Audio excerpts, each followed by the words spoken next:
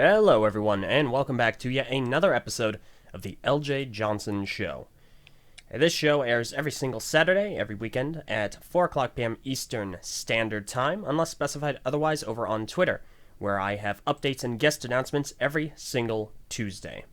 And if you have anything you want to message me about and or questions for the guest over the week, make sure to head on over to my email, ljjohnson at nice, ljjohnson at gmail.com. Remember, that's JOHNSEN. Okay, so this is a bit more of a peculiar episode of the show today. This is not so much going to be one centered solely around a conversation.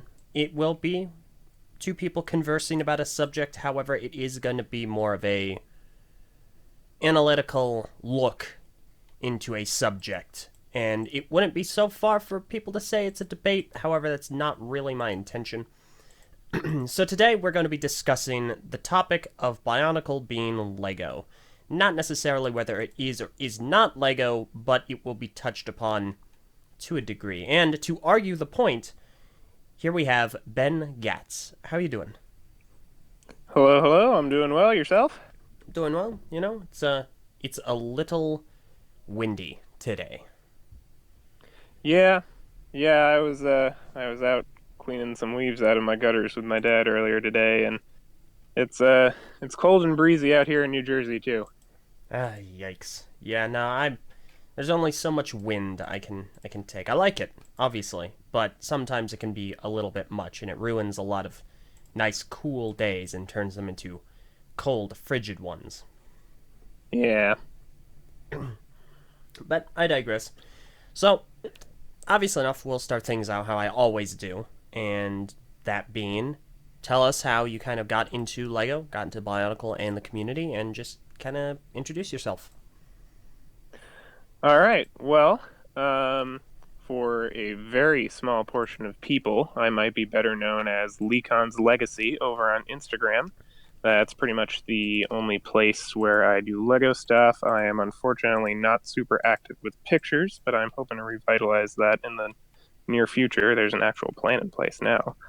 Um, I have pretty much been into Lego most of my life.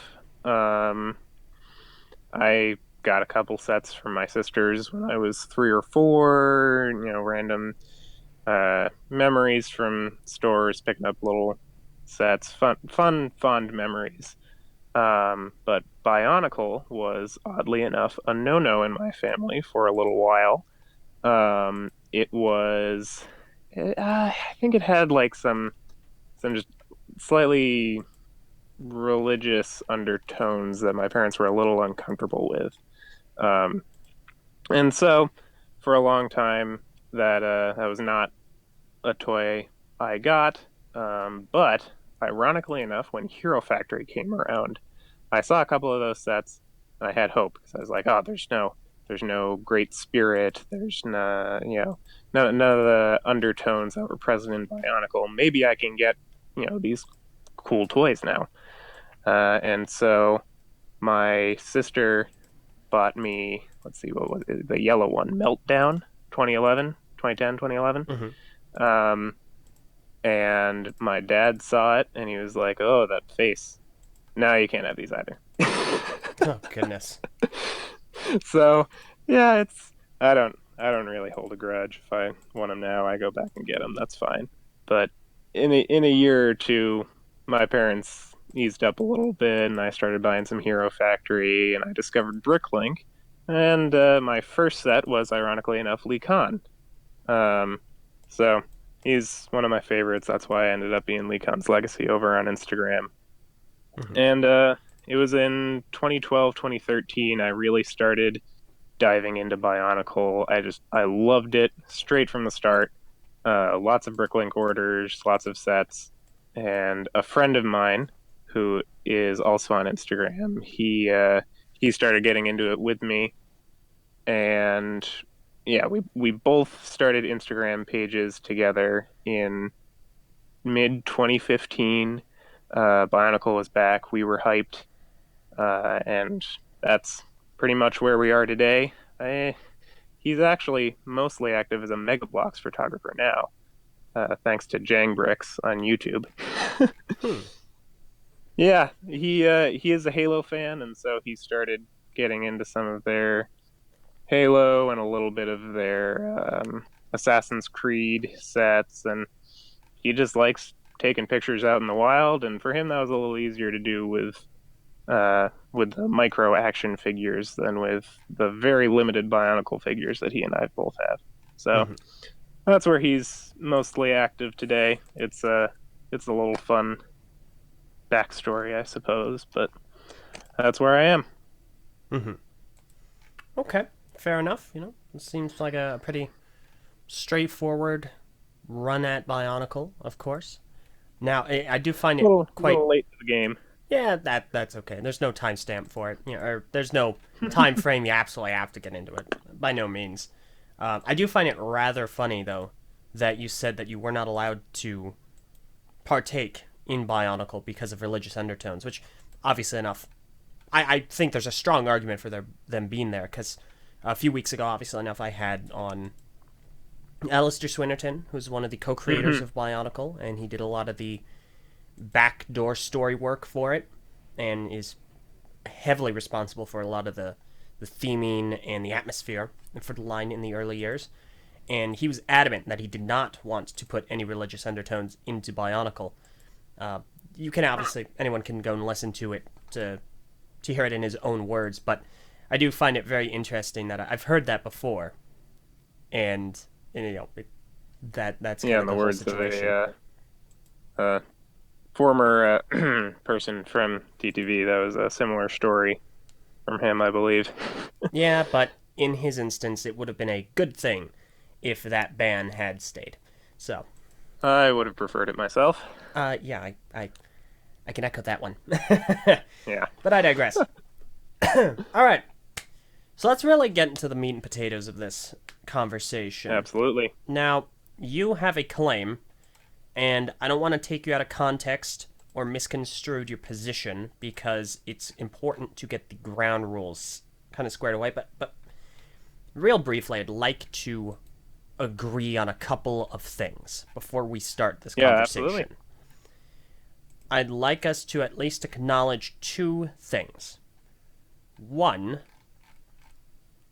can we agree that in a conversation about Bionicle being Lego, and in a conversation about sales figures, data is going to be imperative. It is going to be the be all end all. And even though we do have vague numbers and sales figures from Lego or other toy companies, they're the best that we have, and we should be going off of those as much as possible. And anecdotes are not going to be suitable for this conversation. Can we agree on that? So I can absolutely agree that in the end, all we have are the vague references and numbers from the Lego group over the years, and that the best evidence as to whether or not Bionicle in the end sold well is directly from Lego. Mm-hmm. Okay, that's fair.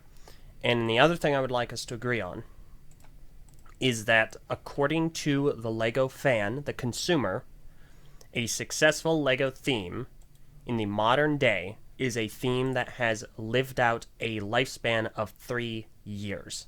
Because Lego plans for 3 year runs, and if it makes that 3 year threshold, we as consumers generally consider that to be a successful theme. Yes. Okay. All right. We can agree on those two things. So go ahead and let everyone know where you stand and what your argument is that you are presenting. All right. Well, so as not to cause any anger, bluster, or panic, the crux of my argument is not about the manufacturing of Bionicle in a Lego plant, the stamp on the box, or any of that, quite frankly, nonsense that to some 41-year-old AFOLs who only like trains would say that no, Bionicle isn't real Lego. My argument is from a consumer standpoint, a consumer of low affinity, that a brand extension is an often dangerous tactic for a business to use. A brand extension is slapping a well-known name onto a new product.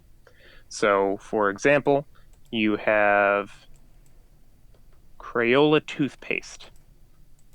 That is a real product that exists. Crayola, the crayon and colored pencil and marker company, decided that brushing teeth needed to be more fun. I'm honestly at a loss. If I was ever confronted with a tube of Crayola toothpaste in real life, I would probably never use it. I would just be concerned that a company that specializes in wax is trying to get something in my mouth. So that is the funniest at least, example I know of a brand extension. Mm-hmm. So the idea with Bionicle is, from a consumer standpoint, at the beginning of construction, and for this argument, we'll just say Bionicle, and possibly throughout various points in its lifetime, Generation 1, Generation 2,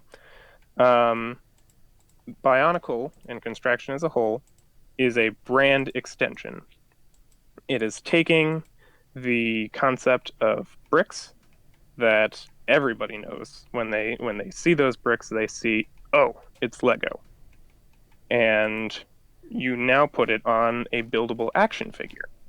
And that can be confusing. That can cause people to wonder, do they really know what they're doing? Along the same lines as, does Crayola really know what they're doing when they're making toothpaste? An important thought to get out of the way right out the gate is that marketing is primarily a battle of perceptions, not product. You can create the greatest product in the world, and it can still sell poorly. For example, fans of Marvel or the Guardians of the Galaxy movies might remember the Zune that appears somewhere in the second one, I believe. That was a competitor to the iPod. It was, in many ways, far superior to the iPod. But we know which one sold better. The Zune was a fantastic product that, with a bump of one Zune to another, could pass whatever song you were listening to along the bump into the other person's Zune device and allow them to hear what you were hearing, test out a song, think, oh, that's a pretty good one. I want to buy that myself. It was a leg up, a new gimmick at the very least, on the iPod of the day, but the name recognition of the iPod won out. So there was obviously a marketing problem with the Zune. So those are just a couple ideas to get out of the gate right away. The basic crux of this is to apply all of that to Bionicle and Lego. So out of the gate, LJ, do you see any problems? Do you take any umbrage with any of this argument? Oh, absolutely. In several areas, actually. Hit me. So, right out the gate, I would say that when you say Bionicle is a brand extension, I won't necessarily say you're wrong, but at the same time, I will also levy against that Lego is a brand extension. And by that, I mean the Lego brick. Because Lego did not start as a brick-based toy at all. You know, it was started as a carpentry. Olker Christensen was a carpenter. And he started making wooden toys. You know, you've often seen a famous photo of the wooden duck, which I'll go ahead and put on screen right now. That is a Lego product. In addition to that, there is another item that Lego created. It is the... You know what? I'm not going to try and pronounce the Danish name for this. I'll go ahead and show this on screen right now. The translated name for this is the half-automatic pistol. It was a wooden toy introduced in 1945 and later as a plastic toy in 1949. You would never see Lego do anything like this. Ever. In this day and age. Absolutely ever. However, that is the first item by the Lego company to be patented. It is the first official Lego patented toy. And fascinating. that sold amazingly. I believe it was according to, I want to say it was according to Brick by Brick. If it wasn't, then it was one of the various different Lego documentaries over the years that really went into it. Let me see here. This might be a good website to discuss this. Yeah, here we go. So according to a website that really goes into the timeline for Lego, they say, in Lego's more recent philosophy of non-violent toys for children, a realistic-looking pistol seems an unusual design, and it was. It was also one of their best-selling toys of the late 1940s. The automatic pistol, first produced as a wood toy in 1945 and later as a plastic toy in 1949. So, at that same time, obviously enough, these things did actually sell pretty well. You know, the wooden toys got Lego off of the ground, and the replica firearm obviously sold perfectly fine in the 1940s. These are, of course, original Lego. These are what Lego made when it was beginning. So by that point, and by your argument, bricks are a brand extension. Would you not agree? They are absolutely a brand extension. Okay. Excellent. What matters most in this argument that I'm making now is a time frame. And it absolutely matters what consumers know you as now. So I saw in the chat, and I've also heard you mention this in the past, that Technic could indeed be labeled as a brand extension, and at the time, it absolutely was. However, that being a brand extension does not automatically mean that a product will fail. I realize I may be kicking myself in the tail here because I'm tearing down a piece of my argument, but I would prefer to be honest than a quote-unquote winner here if there is anything to win. What matters is what consumers know you as when you release a new product. So if we consider Nintendo a very well-known company, everyone immediately thinks of video games. Do you think of a playing card company or a taxi business or a cup of instant rice?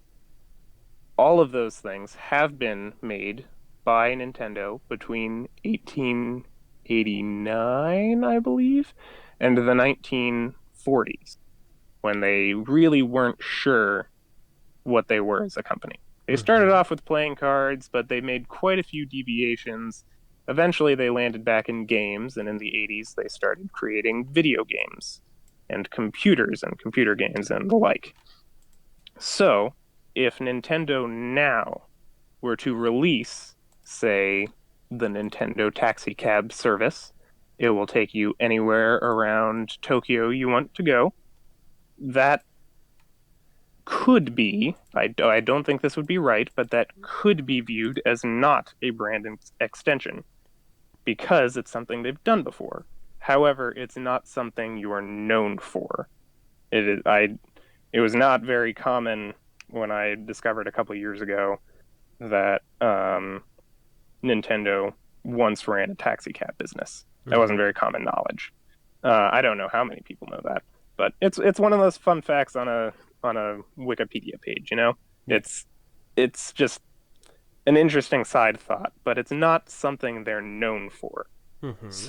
So, to put this into the context of time, BIONICLE would be considered a brand extension in the era of the brick, the late 90s and the early 2000s, when construction began and the Lego brick was first and foremost on the minds of a consumer when you said Lego. Okay. Now that's an interesting point you have about that. Now, I won't necessarily disagree that brand extensions are, I believe, as you put it, risky.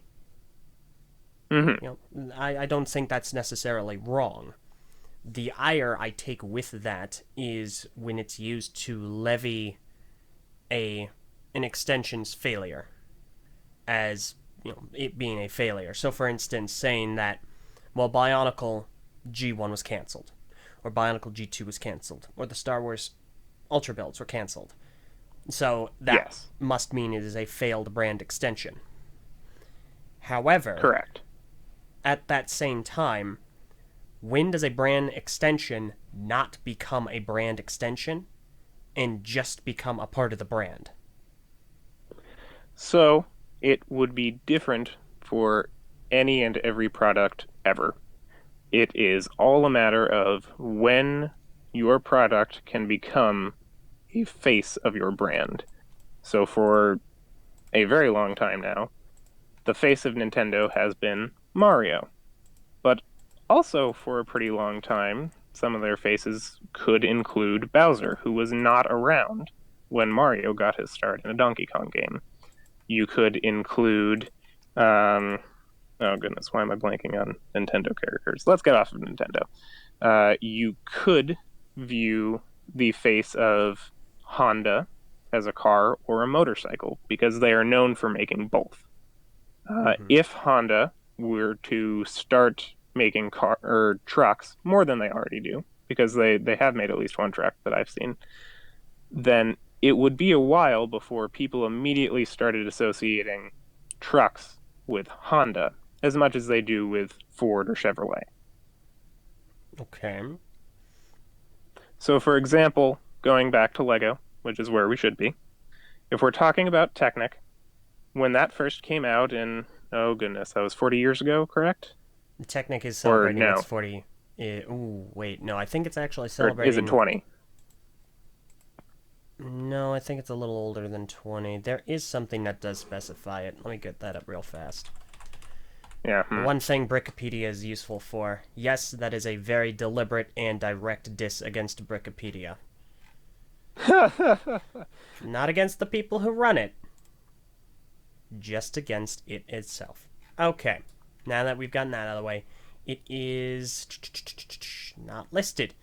Okay, the one... I gave you an out, Brickopedia. I gave you a reason to exist for my purposes, and you have failed me.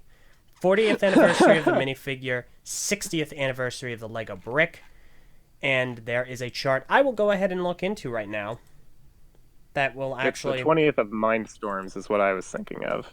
Yeah, gosh. Technic... Is it 20 years old? Because it can't... It's got to be more than that. Yeah, it's got to be slightly older than 20. Let me see. Okay. I think it started in the early 90s, possibly the late 80s. Potentially. I swear, there is a chart that I should have actually gotten up. Okay. It's an image. And, come on. Come on. Give me a hand here, Lego. Do me a kind service today.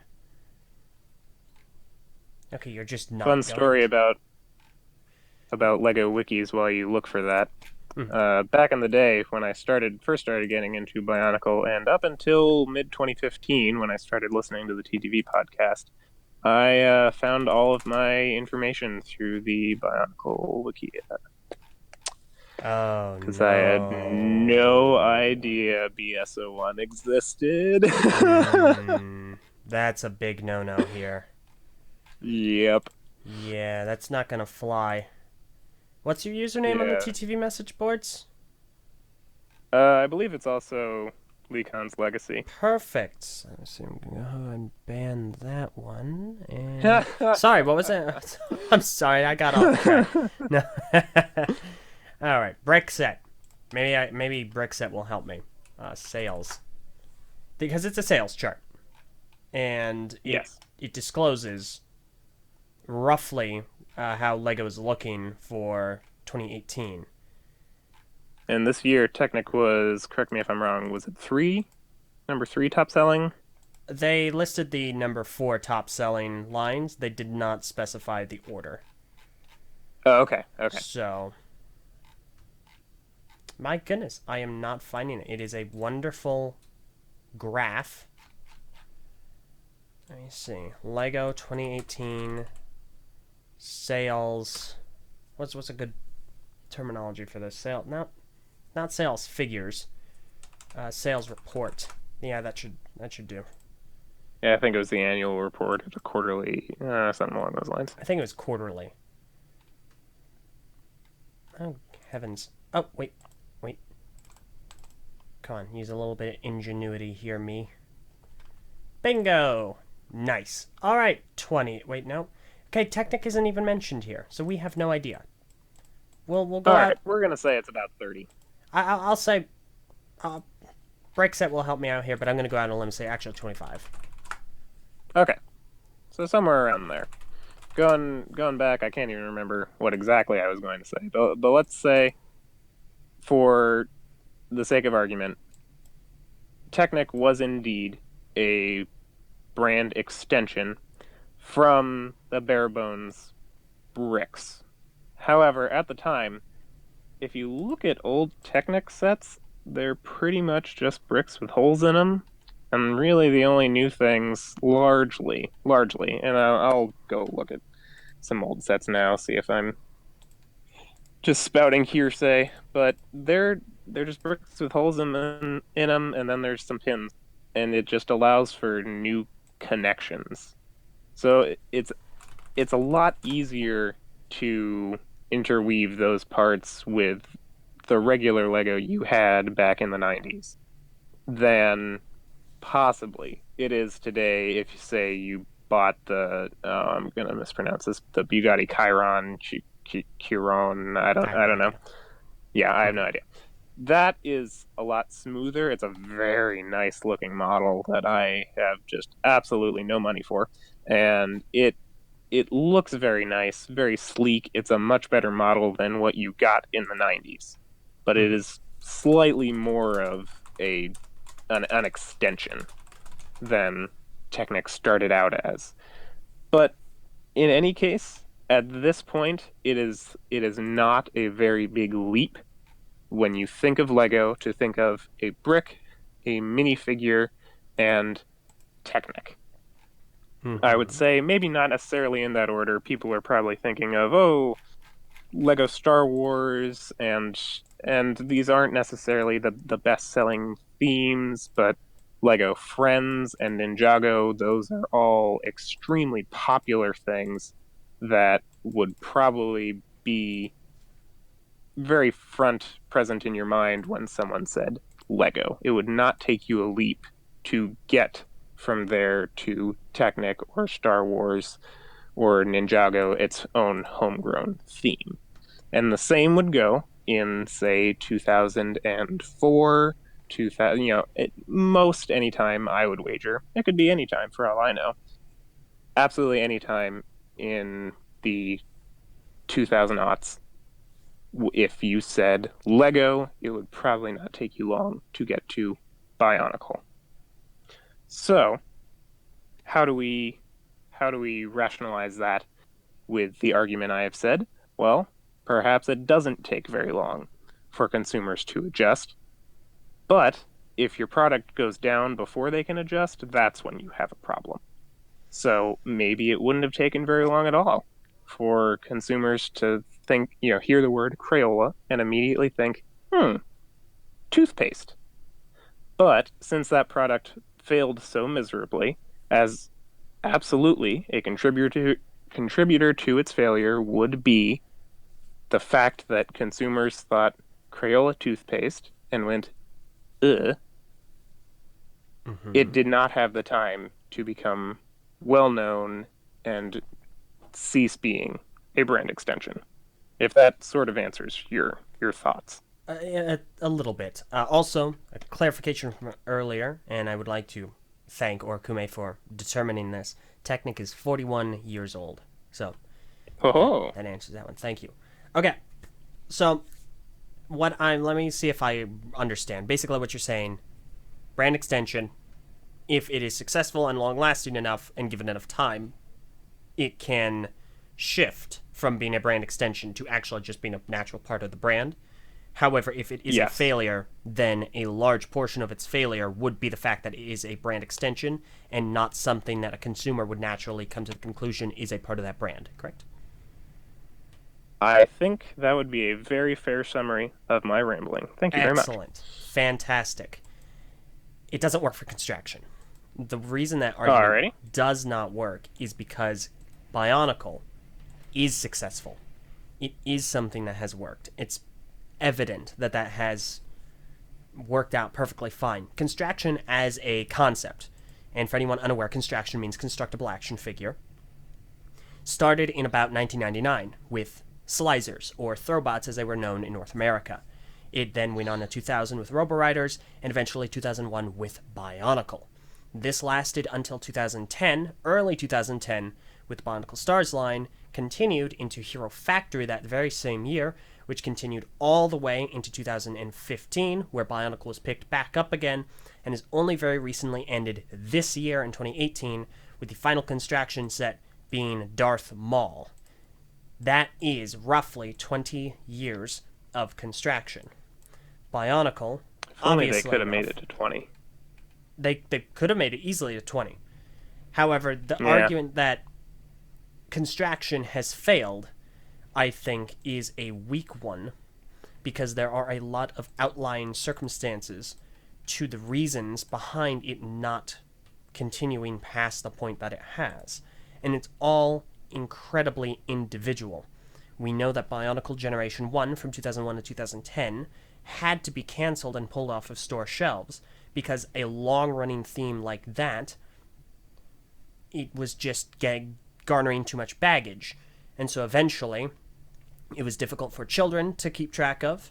It was difficult to bring in new consumers, which would be the adults that buy it for the children. And it just had to be pulled off before the name was tarnished. Fair enough, that makes sense. It was running for a decade, so it already, and again, we agreed earlier, a successful theme is about 3 years to a consumer. Bionicle did well beyond that.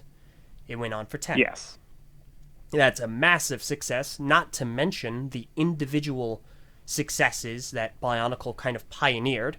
Obviously enough, and most notably, it helped bring LEGO out of its massive financial ire. It helped stabilize the company in 2003 and helped revolutionize how the company does business with other producers and merchandisers going forward. It completely changed how LEGO handles that.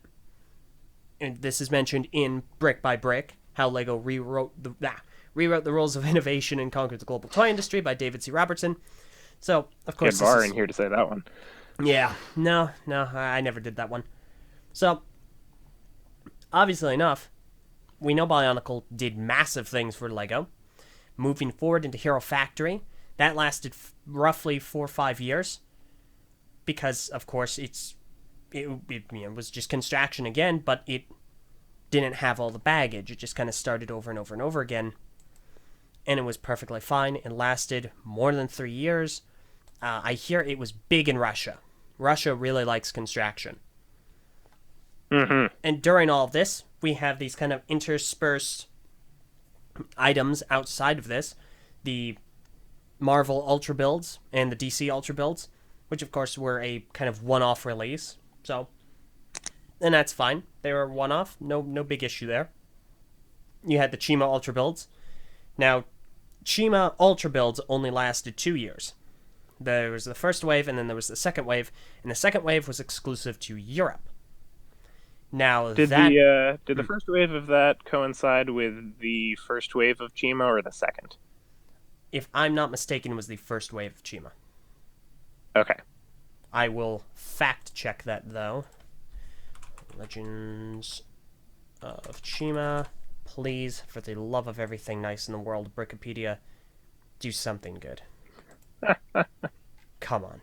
Just absolutely anything whatsoever. Alright, 2013 is when the Chima Ultra Builds came out, and Chima started in 2013. Okay. So, those only lasted 2 years. Chima lasted 3, and Chima finished. I'm sure there is an argument to suggest that, well, the brand is Chima, the brand is System Chima, and the Ultra Builds are a brand extension, and they just didn't work. Obviously, that is a very similar argument to what you're making here.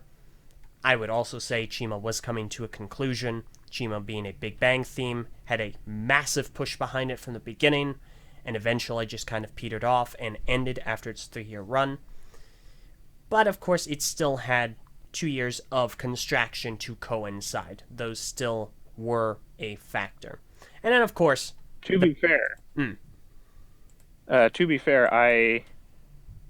I'm not sure what I would say about Knights Kingdom 2 and Legends of Chima, but I would absolutely say that brick-based Bionicle from, 2005 to 2007 was a brand extension of Bionicle and was an unpopular thing that was canceled. However, if you view that as its own theme, then it did live out 3 years and could be considered successful. Exactly.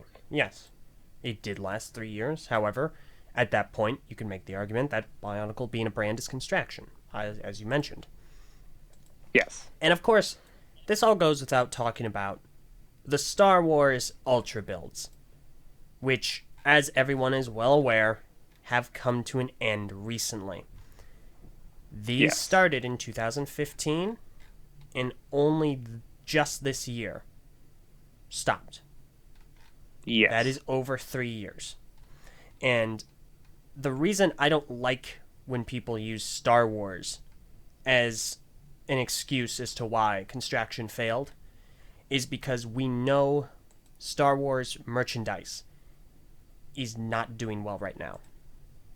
Star Wars products in general are not selling well. They are all in a decline.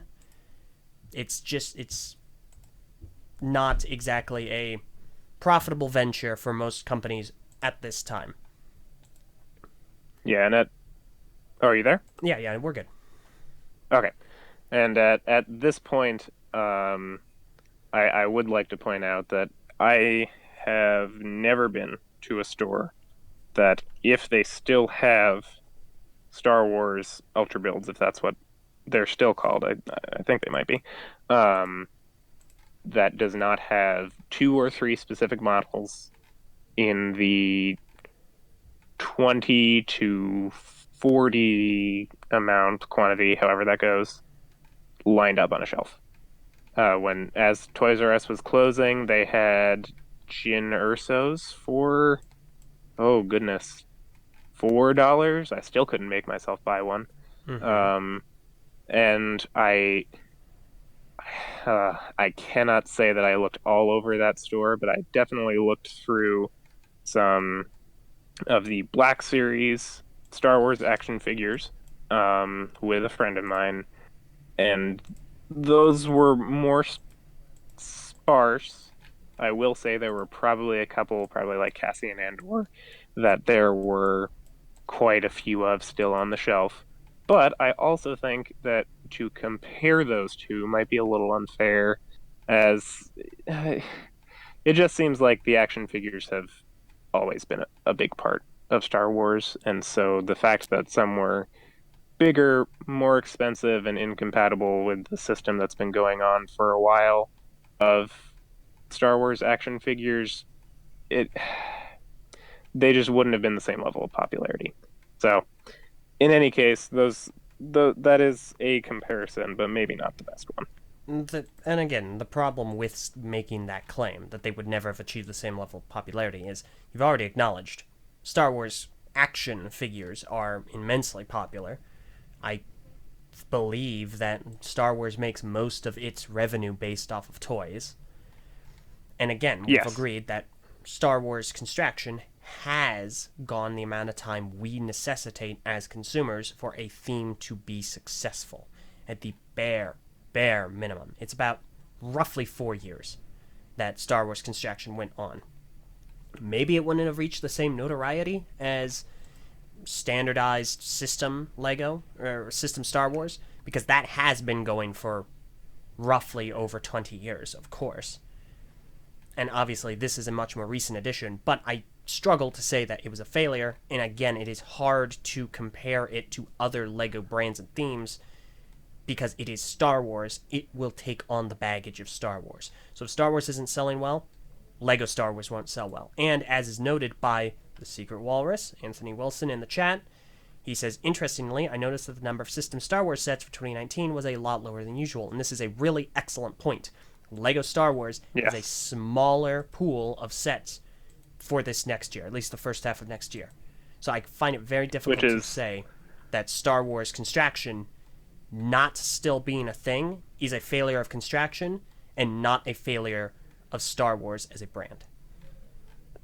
The only thing I would say in general is that as a theme, there have been, I better be careful if I'm saying this, I believe there have been less sets. You know what? Fact check before we make a fool of ourselves. I believe the sets have declined. At least this year, I'm pretty sure they did. For overall LEGO? No, sorry. For the buildable action figures. All right. Bricklink sets sort by of course. year released. For 2018 at the very least, there were 5. There were 5 that were released. Boba Fett, Darth Vader, Range Trooper, Han Solo, and Darth Maul. We know, based off of leaks, and don't worry, LEGO, I know you're listening. I'm not going to actually show the leaks. I'm only going to briefly mention them as a concept. We know that there were, at the very bare minimum, 2 more that they were going to release in addition in this year. And so if we go back and look, we have 1, 2, 3, 4, 5, 6. 6 construction sets in 2015. 1, 2, 3, 4, 5, 6, 7, 8, 9. 9 in 2016. 1, 2, 3, 4, 5, 6, 7, 8, 9 in 2017. And in the 5, which would have been bumped up to 7 in 2018, had everything released. Yes. Not only is that consistent, it was an increase. Well, when you think of it that way, sure, but there was one wave in 2015, fall of 2015, for just general Star Wars construction. Early 2016, very early if I'm not mistaken, they were probably on shelves already by Christmas of 2015, had a Force Awakens wave coinciding with their second wave of system sets. And then at the end of the year, they had 3 figures for Rogue One. In 2017, there were another 3 for Rogue One, 2 that were spin-offs, much like the very first wave, and 1, 2, 3, 4 for a different movie. So it's for The Last Jedi. So it's all about the waves, and I would say you are correct. There was only one wave in 2018 and in 2015. So if anything, I would say they're just pretty consistent. There were further waves planned for 2018 at the very least, but those were canceled. What that would say to me is that at the last minute, possibly the 11th hour, it was known that these sets were not selling well enough, or that Star Wars was not selling well enough. In any case, I think that's a bit of a divergence, but I'm glad we took it. The divergence was necessary. necessary. And I want to address a point you made earlier that BIONICLE saved LEGO, which they did. At that point, in 2004, I would make an assertion. I just thought of this now, so it's probably got a couple holes in it. There we go. At that point, the BIONICLE brand was probably stronger than the brick. Not 100% stronger. Maybe it was just that the BIONICLE brand was so strong that it was, as we know, greater than LEGO Star Wars when there was no movie, LEGO Spider-Man when there was no movie, and LEGO Harry Potter when there was no movie. between 2003 and 2004. There was a slump. 2004, I believe, saw. Was there? I think there was just a Harry Potter movie in 2004, but there was not one in 2003. So between those 2 years, they were coming out of a low in 2003 and coming into a greater low in 2004 with no Spider-Man or Star Wars. My movies may be wrong on that, but that was the basic premise I got from both vaguely, brick by brick, how Lego rewrote the rules of innovation and conquered the global toy industry, and from The Toys That Made Us, a very fun documentary series. For anyone who has watched the very annoying intro would know, an 8-part documentary series, of which an episode focused on the Lego Group. So, in this case, when you have a brand, in this very specific case, Bionicle, competing almost with another brand, the Brick, and to be clear, all of Lego's products are in competition with each other in some way and form. It's an inevitable thing. So it's in any case, you have two different brands, and I think we both agree that there is absolutely a construction brand and a brick brand. Is that fair to say? I think that it would be something you can argue, but for the sake of the conversation, I'll agree to it. Okay. So, I sake of the argument that those are two separate brands aimed not at two completely disparate markets, but as two different things that kids like to play with. So there are certainly kids that are more into action figures, kids that are into video games, kids that like to build with blocks, kids that like to play with dolls. Lego has tried all of these things, but for them, one has been more successful than the others most of the time. And so in this case, other than in the early 2000s when Lego was just struggling with so many very different things as a company, they had two strong brands, Construction Bionicle and the Brick, of all of their different themes. And it's less tearing apart your two markets. More importantly, it is tearing your focus between two markets. And this can be a Venn diagram with a lot of overlap.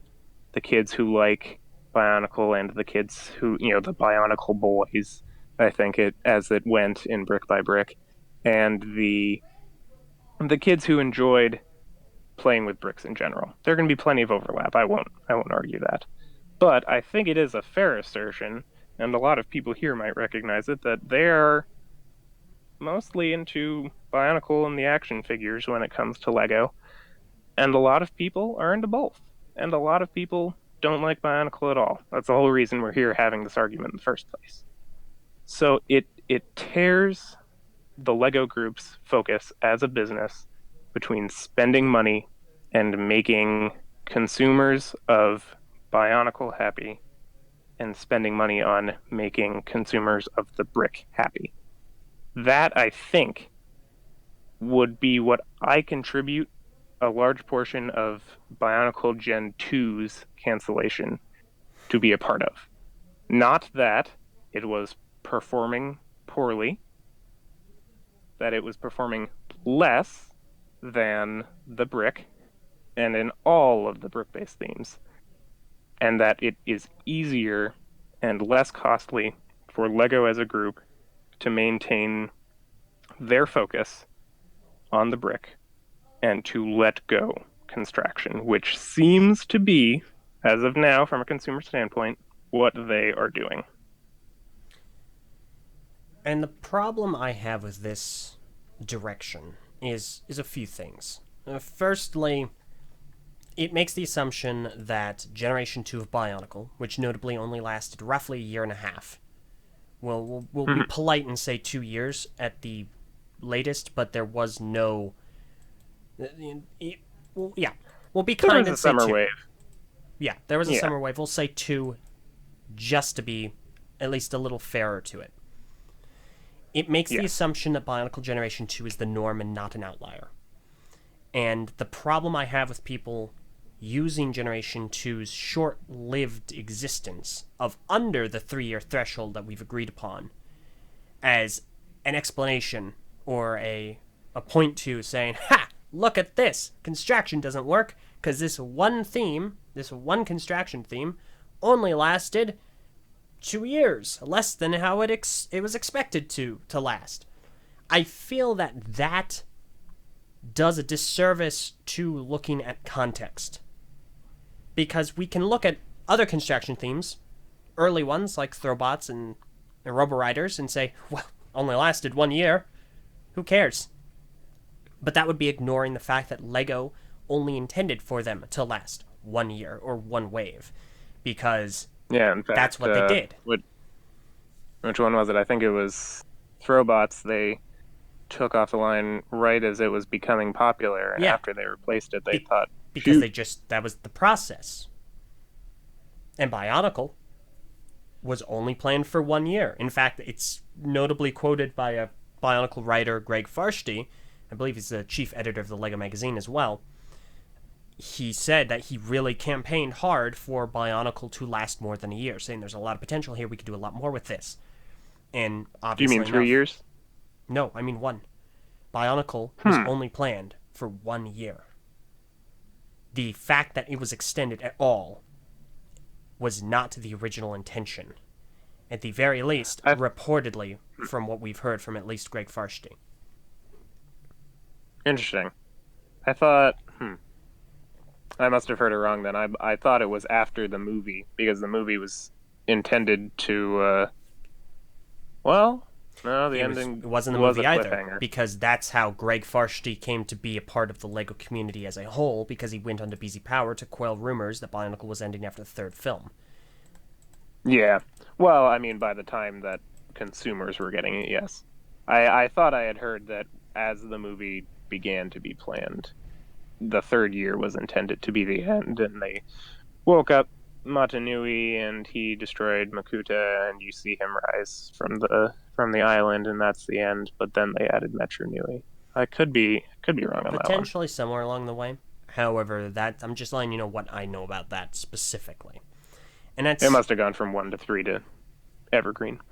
Eventually, and yeah, that's actually something interesting of note. Bionicle at some point was considered an Evergreen theme, which is why a message to all of the Ninjago fans out there: don't rest on your laurels thinking that Ninjago is safe being an Evergreen theme. I'm just going to tell you that from experience. So, and that's my problem. Looking at G2 and saying it failed, Construction fails, is ignoring a lot of context to what is going on around it at the time. Generation 2 was not started as a Big Bang theme. I will agree that its management was poor. Its advertising was even worse. But at that same time, I don't feel that it being Construction was the reason it failed, especially given that Hero Factory was still going and had been going for years on end at that point, and was big in Russia. It had a TV series, which Bionicle never ended up ever getting. We can't really call Netflix Journey to One a TV series. It is a 5-part special at best. Yeah. So Hero Factory, already from the scope of LEGO themes that are story-based having a TV show, is doing better than Bionicle in that sphere. So I can't honestly sit there and say, yeah, Construction doesn't work, because look at what short amount of time it ended up coming to a close, without looking at the context surrounding that. Yeah, my point would be more that even, quite honestly, and this deviates a little, but in business, you often have a lot of soft things. That's more in management than in marketing. I hated management, quite honestly. But if we're talking about marketing here, LEGO is still very well known for the brick, and so it would be in a world that I'm partially constructing, but that I believe works very well in reality, I believe the reality could well be that when you go down the progression, you say the word Lego, a person will think the brick, the minifigure, Friends, maybe not Star Wars now, Ninjago for sure, but it just takes a little longer now to get down to construction than it did, of course, in 2004. I think that's a fair comparison to make. Bionicle was very popular in 2004, Okay. and it is less so in, let's say, 2016 as it gets canceled. Obviously, the peak, or well, I believe 2006 may have been the peak of sales, but peak of popularity mid 2000s, more well known than it was in 2016, which is why sales are down, the line gets canceled. Okay. Or since it just takes a little longer, it may not be that Bionicle was making terribly less money than Bionicle has made at any point. I wouldn't say that construction got stagnant, but I would say that it could have, just as anything that we don't have the figures for, could have gotten stagnant and didn't grow. That doesn't mean that they're performing badly.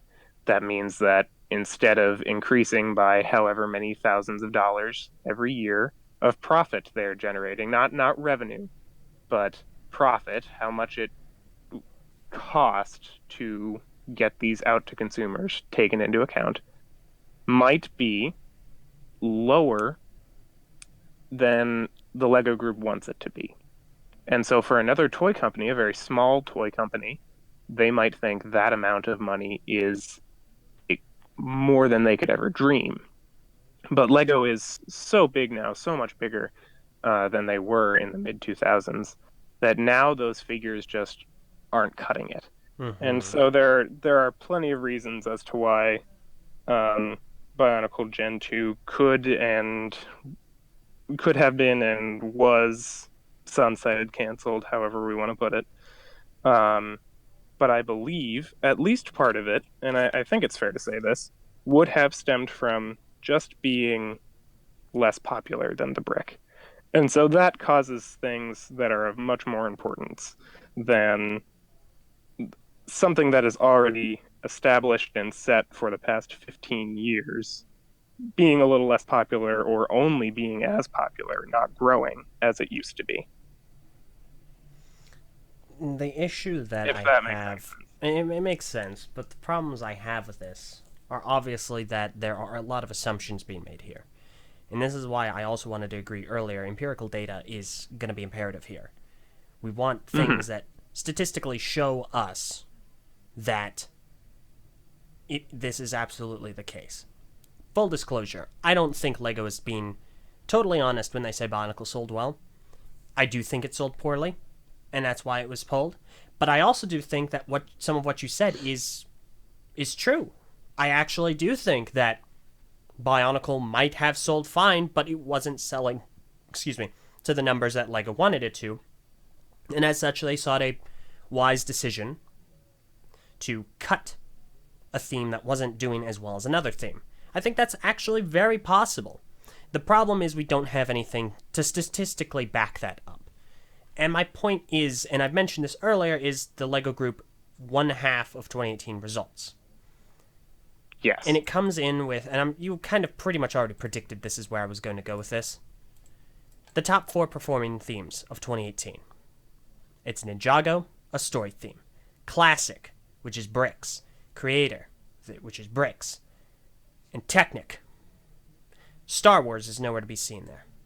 But Technic, a non-brick building system, is in the top 4 selling themes of the company in 2018.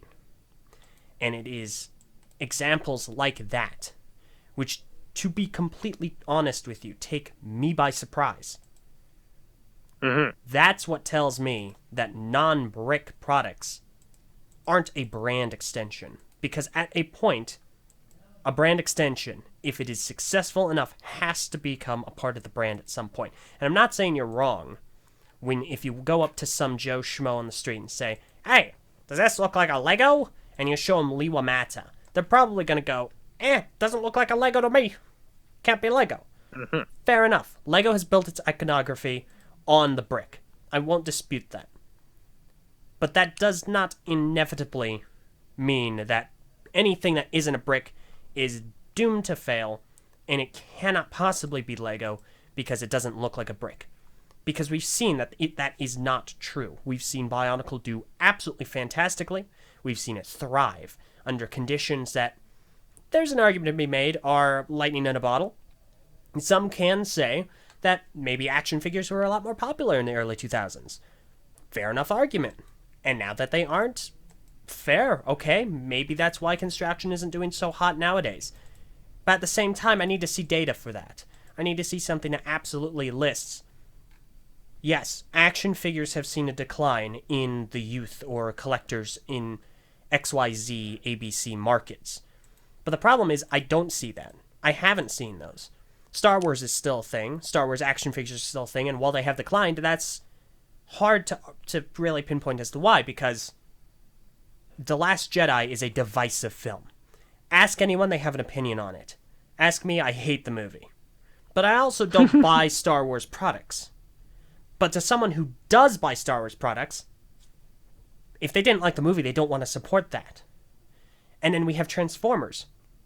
There's an argument to be made that, well, maybe Transformers isn't doing so well, and as such, Hasbro isn't doing so well. And Hasbro has released their sales figures, and they have seen a decline. However, we have to look. Hasbro sales figures.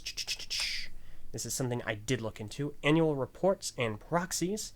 Hasbro Incorporated. Mm-hmm. They had a really nice... Okay. I'll look for the 2018 figures in just a moment. But, for instance, CNBC. Hasbro posts smallest sales beat in 1.5 years. Shares fall. Pretty bad, right? The number 2 toy maker, U.S. toy maker, was helped by strong demand for its Transformers and Nerf toys. Transformers, action figures. And this is in 2017. How many movies for Transformers were released in 2017? Oh, goodness. I see. Oh, in 2017? Yeah. I have no idea. Okay. Was there one? Let me check. Well, animated, yeah. Transformers isn't... I'm talking about big movies. Okay, The Last Night. Mm-hmm. Last Night was released in 2017. We're going to be getting a movie at the end of this year, next month. Let's pay attention to those sales figures. Let's see if there's a correlation there. But at that same time, Star Wars has lasted throughout the ages. And it's still an action figure theme. Mm-hmm. And obviously enough, maybe there are some issues with Transformers, with action figures. The problem is I need to see the data that suggests that. Because right now I'm not seeing that. And I can't take the argument that action figures aren't doing well as a reason for why construction doesn't do well, because I haven't seen anything to support that argument. It could be true. I'm not saying it isn't. I'm just saying no one has shown that to me. I have seen things that say, well, Hasbro has been either doing well or it hasn't been. For instance, this article by TheStreet.com. Hasbro surges after second quarter sales beat. Upbeat sector outlook. They were doing really well. Monopoly, apparently, is doing well. Sales figures for 3 months ending in June fell 7% from the same period last year. However, well ahead of the Street's forecast. And of course, Toys R Us being closed and going under is a problem. Mm-hmm. And they acknowledge that. This is a big hit to a lot of toy companies. I don't Especially because they owed them so incredibly much money that will never get paid now. Of course, exactly. And I'm also seeing things like this article by Fortune.com in March of 2018. Hasbro CEO says error was made with Star Wars toys. Now, of course, that's just a headline. I don't know this article. I haven't read through it. I don't know why it was a mistake. Why the CEO of Hasbro is saying it was a mistake. But the fact that he's saying that at all is telling. It means that there is an issue with Star Wars as a brand. And that's why I struggle to take these things, these explanations, as to why Construction isn't going to be doing well or isn't doing well, at face value. I cannot look at those and go, yeah, that has to be right, because it's ignoring context. And so that's why I feel it's imperative that we have data, statistical evidence that suggests that action figures are doing poorly, and that's why Construction is doing poorly, because it's an action figure-based brand, when we ignore the context of those individual brands. Lego cutting back so miserably heavily on their advertising and their marketing right around the time BIONICLE actually got reintroduced. That hit it really hard. There's an argument to be made for the management. And then Star Wars generally not doing well, so the Star Wars Construction isn't going to be doing as hot. And we have no other Construction themes around this time. There's a lot of context. There are a lot of varying circumstances surrounding these individual, I guess, quote-unquote failures, that I cannot sit there and go, yes, Construction has failed, when the statistical evidence for its success far outweighs anything to suggest it's a failure in any regard. And definitely not as a brand extension, as just simply a part of the Lego brand, because no matter who says what looks like what, if it's a success and it's clear that at some point it worked out really well, when do you say what is and is not a brand extension? And at what point does it stop being a brand extension? And at what point does it stop being part of the brand and simply becomes a brand extension? So to be clear, both of us are coming at this from the consumer perspective. Correct. I would love to see all of the numbers. I, unfortunately, as a consumer, as any company, we don't have access to the programs and to the enormous teams that are paid only to figure out the numbers and what they mean. And so even if I had the numbers for you, I wouldn't be able to give you the full context. I wouldn't be able to tell you, oh, well, these figures here mean that BIONICLE is selling well. All I am able to say is to speculate that here we have in front of us one of the many reasons why products can fail. It is something that I personally learned from a marketing class on my way to get a marketing degree at a business school. It is something that I have learned is a potentially dangerous practice. Mm-hmm. And so that is why, when thinking about the concept of, well, is BIONICLE or is it not really Lego, I could say to that, well, from and this absolutely requires a time frame of reference, but from the perspective of consumers, I, as a fellow consumer without any greater knowledge, could imagine several of these years, several of these time frames, where a lot of people would say, no, that doesn't look like it's Legos. You know, that doesn't look like the bricks that I grew up with. That doesn't look like the bricks my kids play with. And so it can cause confusion. That does not necessitate that it will. That does not necessitate that Lego, in fact, was guaranteeing that they would fail. Because as you said, lightning in a bottle, as the idea of Construction may have been, or as it may not have been, they only have so much time in the day to think up of ways to save their company when it's floundering and almost dead in the water in the early 2000s. And so, when you come up with an idea, you come up with an idea. They had the technical process to be able to make an excellent product, and in the end, kids liked it enough, and parents were able to figure out how to buy it enough that it brought Lego out of considering bankruptcy into, as it has been in the past, and I believe it is now, the number one selling toy theme in the world. No, which theme? And I will take you up on BIONICLE G2's cancellation real quick. In that, in an hour-long podcast, it's a little difficult to explain all the reasons why a line could be canceled. But I know of a lot. One of them is what I've been talking about, that if consumers don't resonate with it enough as belonging to the brand it belongs to, it can cause confusion, it can cause distrust. And trust is the one thing you absolutely have to have as a producer of a product in order for your business to be sustainable. And therefore, that is an option as to why, and I personally believe, for a lot of reasons, the option why Construction on its own has been canceled. Not why it sold poorly, but because it just doesn't resonate as well in this day and age with the brick, which is massively popular, with the minifigure, which is insanely popular. It just doesn't quite compete the way it used to. And so a possibility is that, sunk costs at this point, like I was thinking, well, we've poured a bunch of money into this and it's been successful in the past, but we have to evaluate, is it successful now?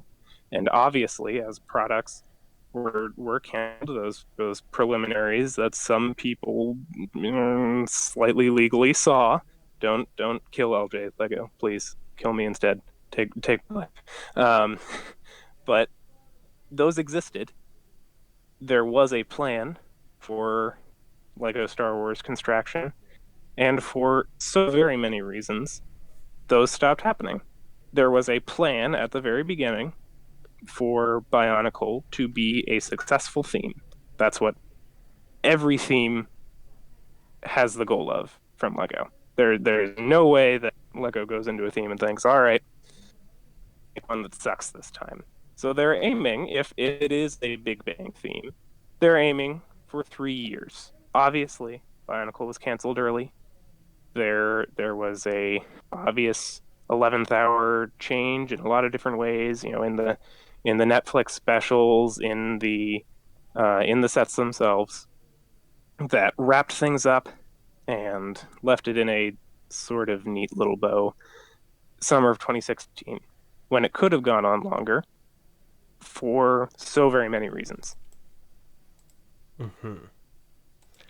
All right. So I do wish that I could bring real numbers into this discussion. As I was talking this over with my dad, he's he's been a lot of things, but he works for AT&T, the telephone company, and he thought, well, yeah, and he started spouting out random numbers of different services that AT&T has provided, and he's like, well, if I'm brokering a deal and the numbers aren't yada yada yada, and he just knows them off the top of his head. So it's just not consumer level information, but it's just a theory, a Lego theory. Sorry. Nice. So my ire with that, with what you have been saying, is again it once more excludes the context of construction lines recently going out. And I actually am going to echo a sentiment said by Tesla Effect in the YouTube live chat. Maybe it being construction, would resonate more if they cared more in making it good.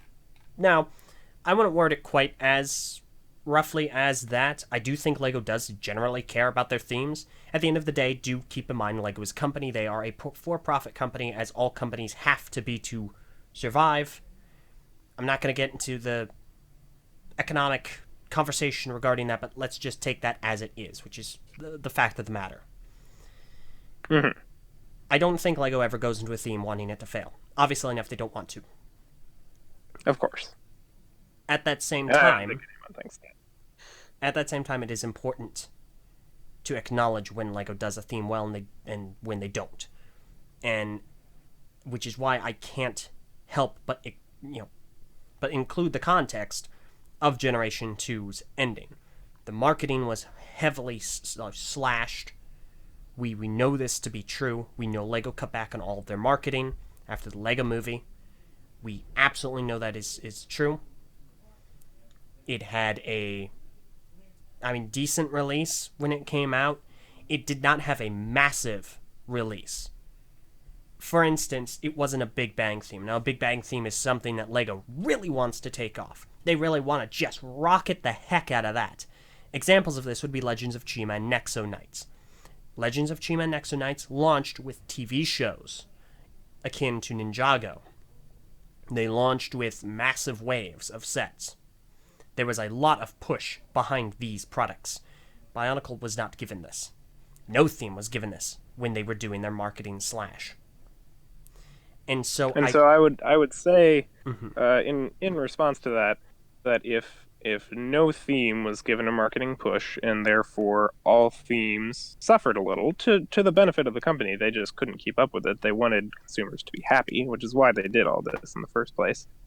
Then at that point, if all of their brands are performing less than they were before this marketing cut, then why didn't they cancel all of them? And that's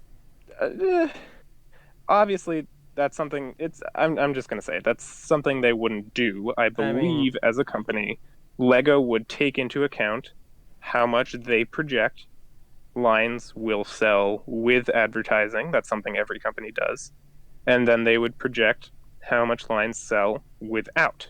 As a matter of fact, that's part of the that's a calculation I'm learning right now, is how to take into account, all right, with these given numbers, how well will a business sell its product, and then add on how much it will sell its product with advertising.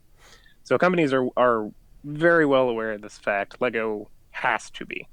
That's an assumption I am willing to die on a hill for.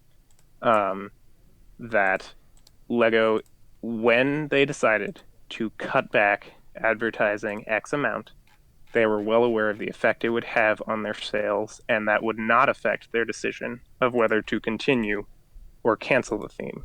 However, if its performance was lower than their projections, for a various number of reasons, perhaps their estimates were off, perhaps any of the things that I have mentioned during this podcast occurred, then for those reasons, they would think, well, just because we've sunk a certain amount of money into this doesn't mean we should continue spending money on this.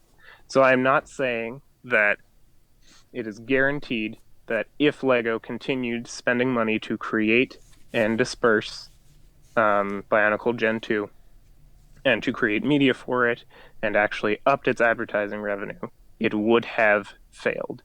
However, I'm saying that as of the time that this advertising ban was going on within the LEGO group, not really a ban, but just to give it a name, they would already take that into account. I don't think that would be part of the greater perspective. I slightly disagree, actually. I don't think that LEGO would take this into account. And I'm not saying that because I think that they're inept. I don't think they are. Obviously, they do tons of market research into everything that they do. They're an incredibly advanced and sophisticated toy-making organization. Make no mistake. Of course.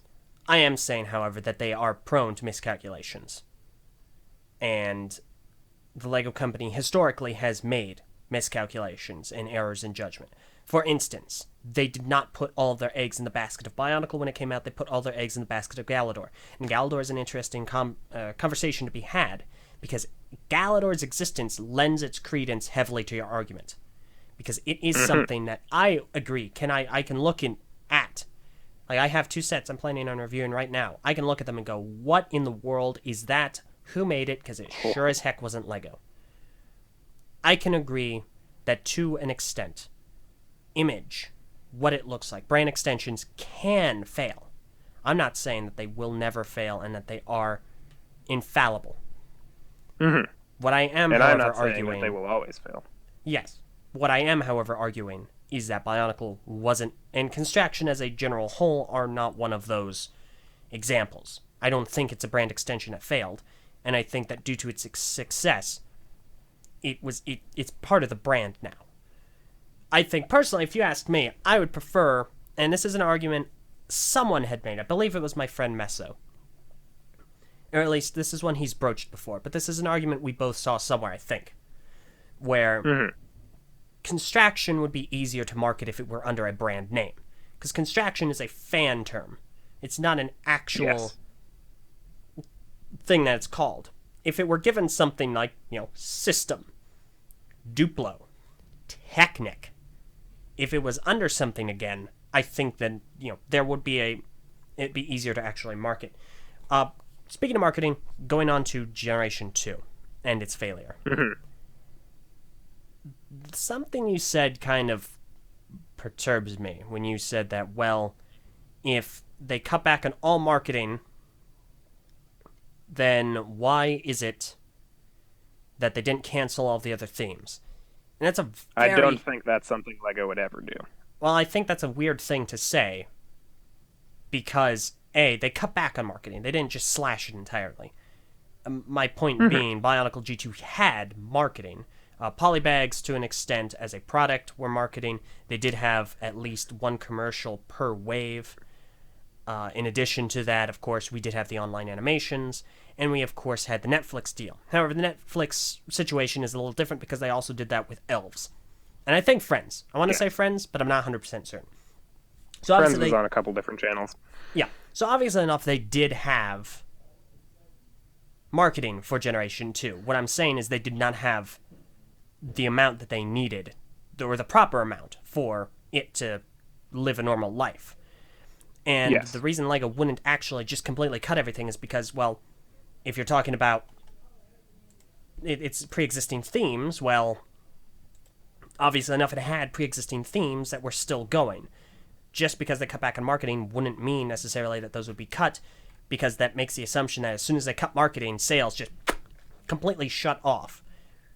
I would apply that to Bionicle, is basically the crux of my argument. However, that being said, there is an argument to be made, and I will make it, that Bionicle needed proper marketing to begin with. You can still cut your marketing on all of your themes, and it will not necessarily slash all of them. LEGO did see a decline in revenue. They saw massive decline in revenue. It was pretty egregious what happened. Revenue, profit, and so on and so forth. 2%, I believe. And it was, I think, their first decline in years. It was terrible. For the company, of course. Yes. And that does stem directly from the fact that they cut their marketing.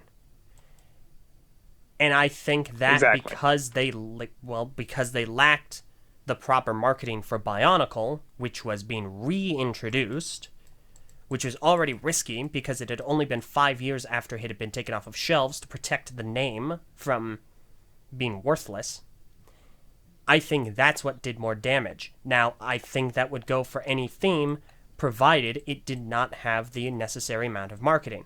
If you look at the other themes introduced in 2015, which is when this whole marketing cutback was made, look at what we have. We have Jurassic World. We have Scooby-Doo. These are licensed themes. They already have the backing of a license. We have Elves, which can be seen as a subsidiary of Friends, and Friends is immensely popular. Duplo, which is already a part of Duplo. LEGO Classic, which, I mean, let's be honest, it's just bricks. It's hard to go wrong with just bricks. Speed Champions, which again, are licensed because they're all different vehicle brands. Ferrari, Porsche, Ford, Audi, etc. The only... Pirates, which... Pirates is a revolving theme. Pirates is revolving in the same way that space and aquatic are revolving. And that only lasted for 2015 in this return. And in the Swamp City Police sub-theme. The only risky theme that came out that year was Bionicle, and it completely floundered. Even Elves got more advertising than it did. Lego banked heavily from a consumer perspective on Bionicle having name recognition, and it failed. It didn't work. They didn't have the same recognition. And so it was risky. So that's why Bionicle, not having the proper amount of marketing, would have failed. Not because it's construction, but because it was poorly handled. So to address that, and Tesla Effect on YouTube, who says that Lego needs to market their original IPs more than established brands because they are new and unknown and not marketed by anyone outside of Lego. I agree with that absolutely, and I think that what immediately comes to mind when I read that advertising was cut down across all Lego themes is that, and you don't put this into words, but I just immediately thought of it as being equal. So if, a theme usually gets 3 ads, different ads per year or per release wave or however it goes, then it gets cut down to 1 or 2. I think it would be more fair to say that proportionally, however much money Lego thought they could make, and this is upper management, this is not the creative team, as is it's a lot.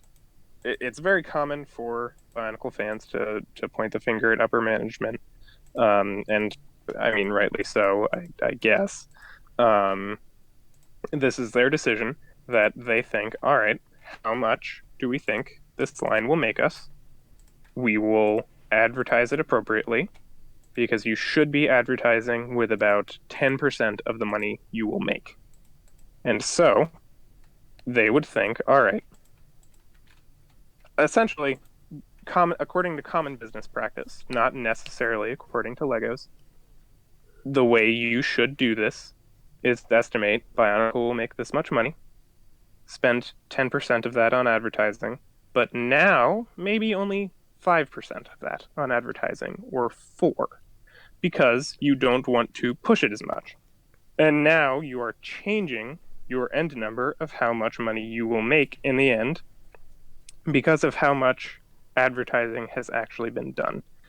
And I cannot see a way where, after all those calculations, after all of the work that goes into figuring out how much money they're going to make, they would not take that into account when they, in the end, decide to slash a theme. There are so many things that go into it. There's just so much context that is cut out, to put it in your words, when talking about cutting a theme. Okay, and well, at that same time, we know it was unexpected because they had to rewrite the ending for Journey to 1. Correct.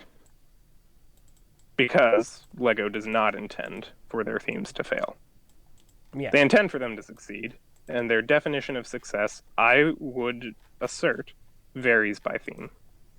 And to that extent, I would disagree with this example because, as we've both acknowledged, the theme did fail.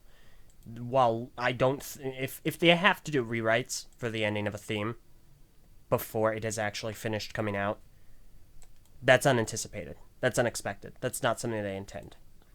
I mean, I'm glad that they rewrote it and they actually gave it an ending, whether or not you think it really satisfies or not, like the cool, crisp taste of a snickle. But at the same time, it's clear they didn't intend for that. And if they intended for that, they wouldn't have rewritten it. I think that's a fair assessment to make. And I think what is being confused here is Bionicle as a theme not performing well, and whether or not this exact reason for their failure is correct. Because obviously, Bionicle as a theme did not perform well enough to be continued. Mm-hmm. The only thing I take umbrage with is this being the sole reason that it did not continue. However, I can agree that it could be confusing when you've made all those differences in calculations, and perhaps it wasn't doing as poorly as they thought. But because they had changed so many things last minute, it caused them to make maybe not a knee-jerk reaction. I would assume it was well thought out. Um, but that's just a vague assumption. In the end, things were changed at the 11th hour, and the theme was canceled. But I don't think that in and of itself means that a cut in advertising is the reason why Bionicle failed. The issue is, to suggest that it isn't the reason, is to then levy a claim against Bionicle that because it is not bricks, it will fail. And that is, as we've seen, a harder argument to make, because I can point to the statistical evidence of LEGO having lesser sales because of a mass marketing retraction. And I can point to LEGO losing profit, losing revenue, for the first time in years. After they did that, during Bionicle's relaunch. But I cannot point specifically, and this is more fault of LEGO for not giving out the actual theme-by-theme statistical data. I can't point Yeah, to there aren't shareholders, so everything they give us is out of the goodness of their hearts. Pretty much. I appreciate whatever we get. Pretty much. And so I cannot look at individual themes and go, yeah, okay, this one did the absolute worst, it was absolutely terrible. Clearly there's something here. And because obviously we don't have that data, but I can say, obviously enough, correlation doesn't equal causation. Make no mistake. However, when it comes to correlating market pullback, LEGO losing sales and having a decline in their numbers, and Bionicle failing to go for a full 3 years, and having last-minute rewrites and reanimations, all in the same timeline, in quick succession, it is easier to make that correlation than it is to say Bionicle is a construction theme and people did not realize that it is LEGO. It didn't appeal to the mass audience, and this is why it failed, when we still have another construction theme, the Ultra Builds, that would continue after it ended. So I'll say that definitely for sure. And I really have nothing else to add to the matter, so I'll be brief. But there are certainly weaker and stronger arguments, in my personal opinion,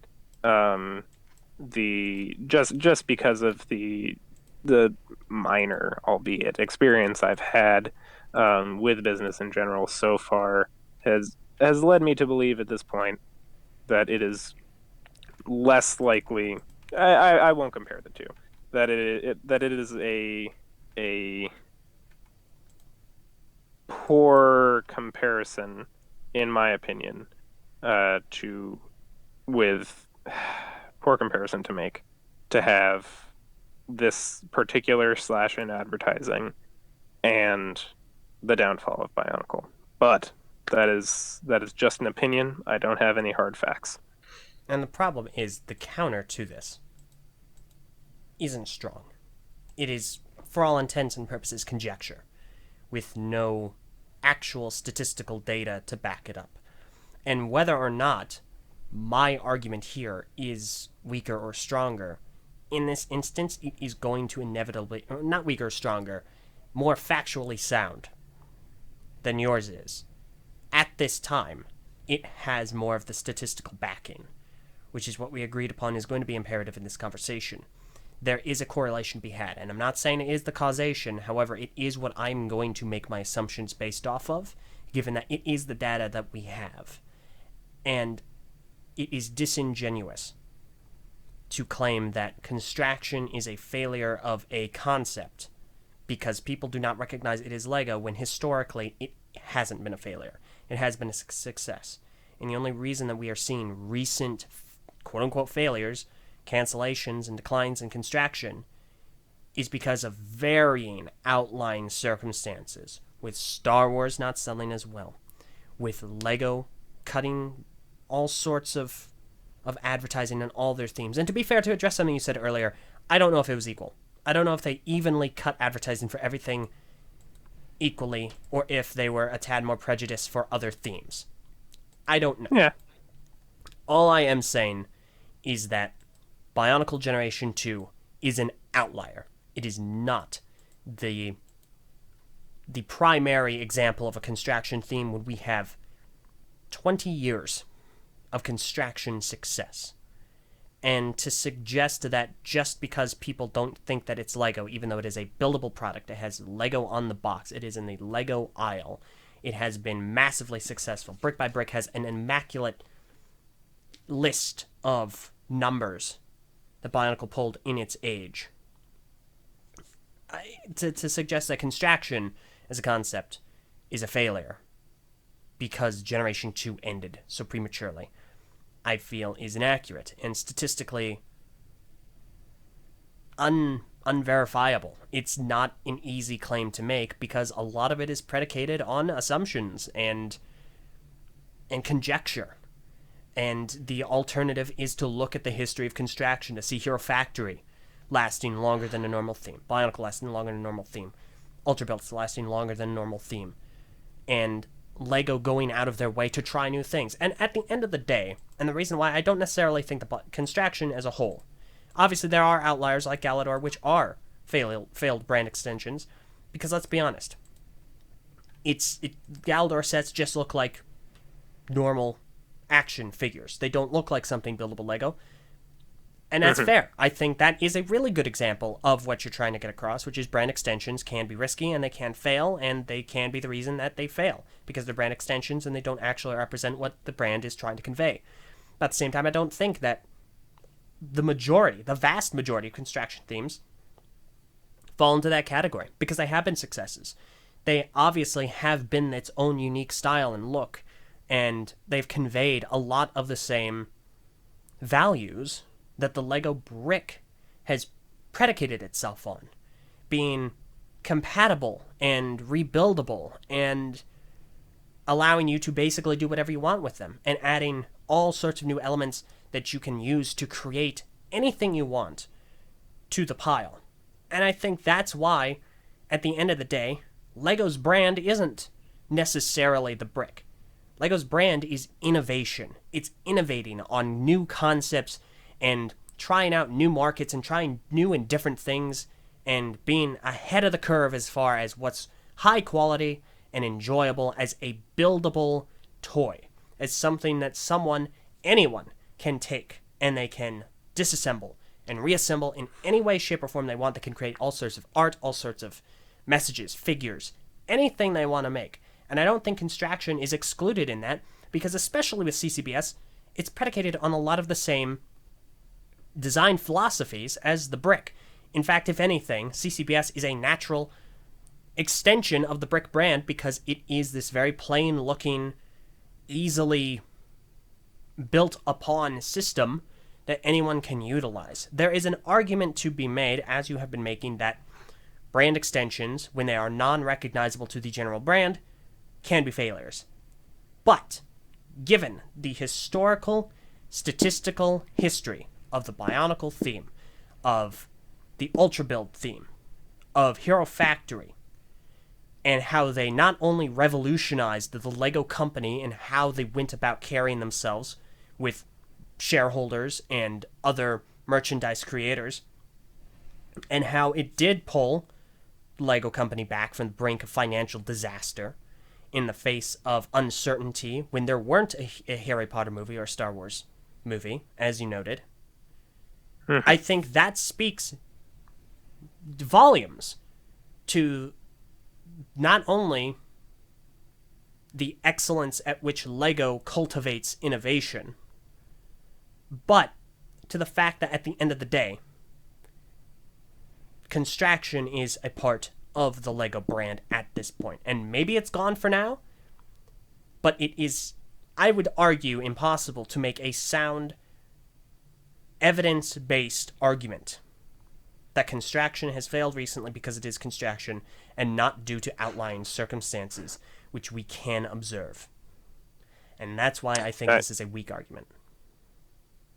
I think I would say to the credit of the behemoth that is Bionicle Generation 1 and how Construction started out, it was a brand that I would say on its own, without the help, initially at the very least, of the Lego brand proper, was able to become so popular it revitalized an entire company and allowed them to get back to what their main focus is. And that focus became so popular it even outshone what Bionicle was in the 2000s. And who is to say what the next big deal will be that comes from Lego? Business is all about at all times innovation. It's just about making sure you only do the right amount of innovation. That's why a brand extension can absolutely be dangerous. And for a lot of people in, we'll say, 2000 and 2001, and maybe we won't touch upon that. Maybe 2016 to 2018. Um, it was a an era where you could show them the Liwamata canister and say, "What is this?" And they could say, "It's a cool toy," or they could say, "An action figure with a gear in the back that lets you swing the arm around like he's Buzz Lightyear." But they might not have immediately said, "That's a Lego set."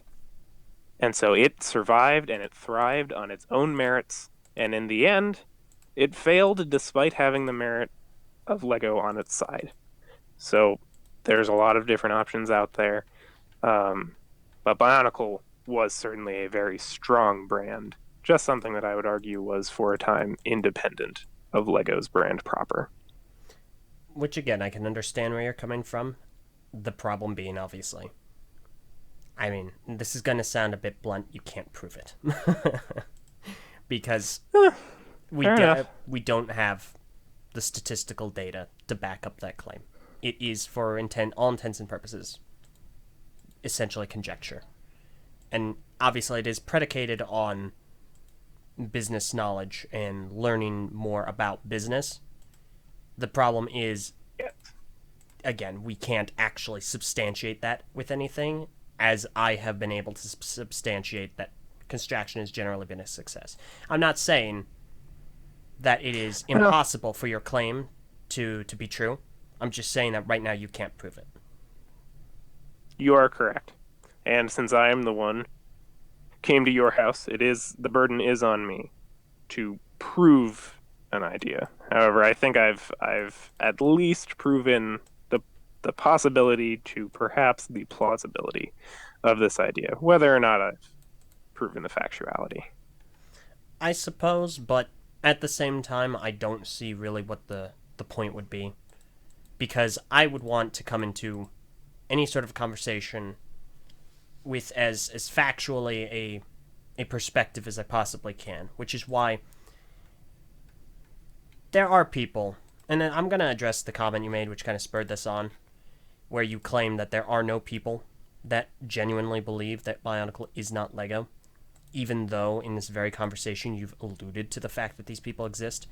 And just the other day, while I was on the Beyond the Brick charity stream, which I believe just recently ended, which is I think it just finished, yeah. Fantastic work they do, by the way. Highly recommend anyone to check that out.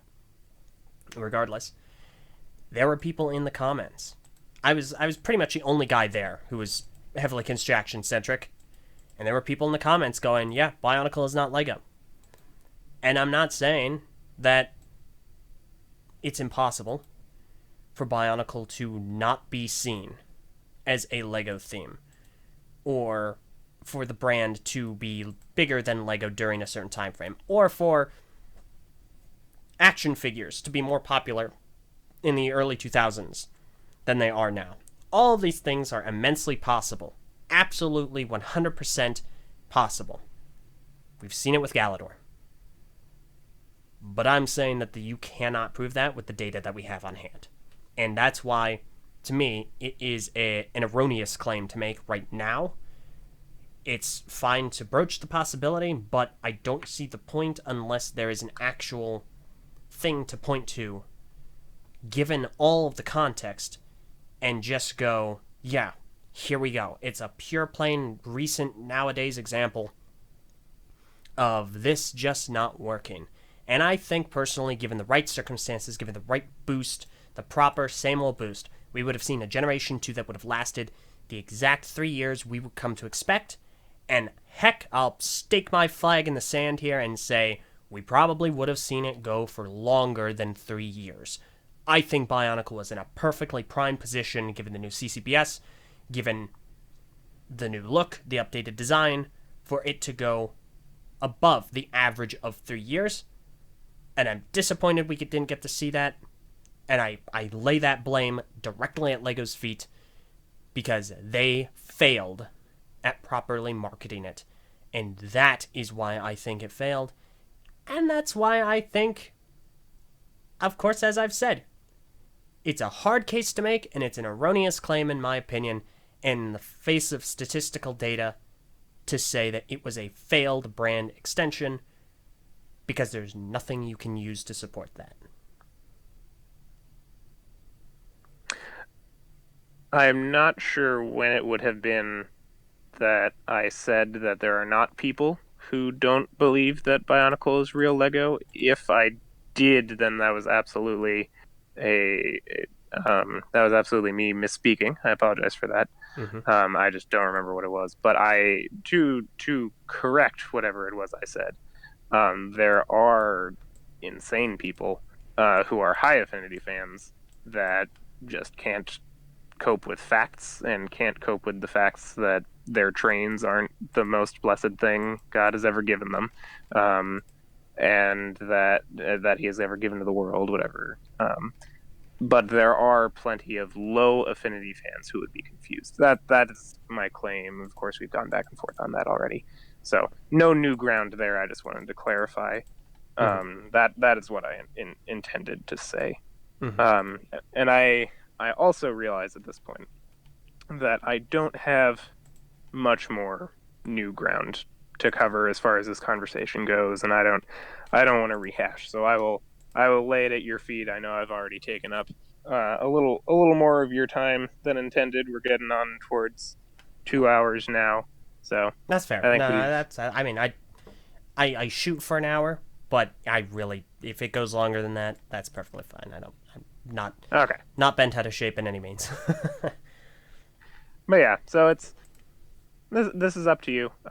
I think at this point it's largely a difference in opinion and a difference in how much we need to know before we can believe a theory is at least plausible. But in any case, I know what you're expecting in this, and I apologize I can't bring it to the table for you. Yeah, I mean, I don't necessarily think that it is a matter of opinion. And this might sound a tad pompous. I don't mean for it to sound this way. But I actually don't personally believe that this is a matter of opinion when it's boiled down. I feel that in this certain circumstance, you have a hypothesis as to why construction has generally seen a decline. And again, I actually do think that it is a plausible one at that. The problem is where I'm coming from is not necessarily... Lego hasn't told us that it's a fact, and so it's less believable for you. Well, LEGO hasn't told us anything as a fact, to be honest. The only things we know are what they choose to tell us when it comes to products either selling well or they just don't mention it. Either or. You can see Bionicle in a lot of their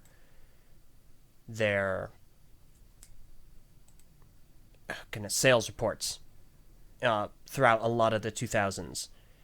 In the top performing themes, you'll see them mention Bionicle massively. I think they stopped in about 2007-ish. And that's kind of my point. And that's why I don't really think it is a matter of opinion. It is a hypothesis that is being put forward where, in your opinion, it is correct. However, it is in the face of the fact that Construction has a rich history of success. And that's why it is an opinion in the face of the fact of its brand successes and the success of even non-brick themes such as Technic or the Ultra Builds in general. So, and that's kind of my whole point here, is that I'm coming from this. That's the hill that you're on. Yeah, I'm coming from at this from a perspective of statistical. I wouldn't say analysis, but backing, where you can kind of take these contextual clues and apply them to the situations. Like, I can, we've gone over them. Star Wars, Bionicle Generation 2, Bionicle Generation 1, Hero Factory, Hasbro, and action figures. And if we had a little more data, I think that it is plausible that maybe... I think the most possible argument that I've heard for Construction failing is that action figures are not as popular. I actually think that is a very sound claim, and I am very open to that being a possibility. I just need to actually see the proof in figures. That. Yeah, figures that absolutely... Because Hasbro has seen a decline. Pun unintended. Yeah, fair enough. but Hasbro has seen a decline. However, Hasbro also levies that claim against Toys R Us for closing. So it's a little murky.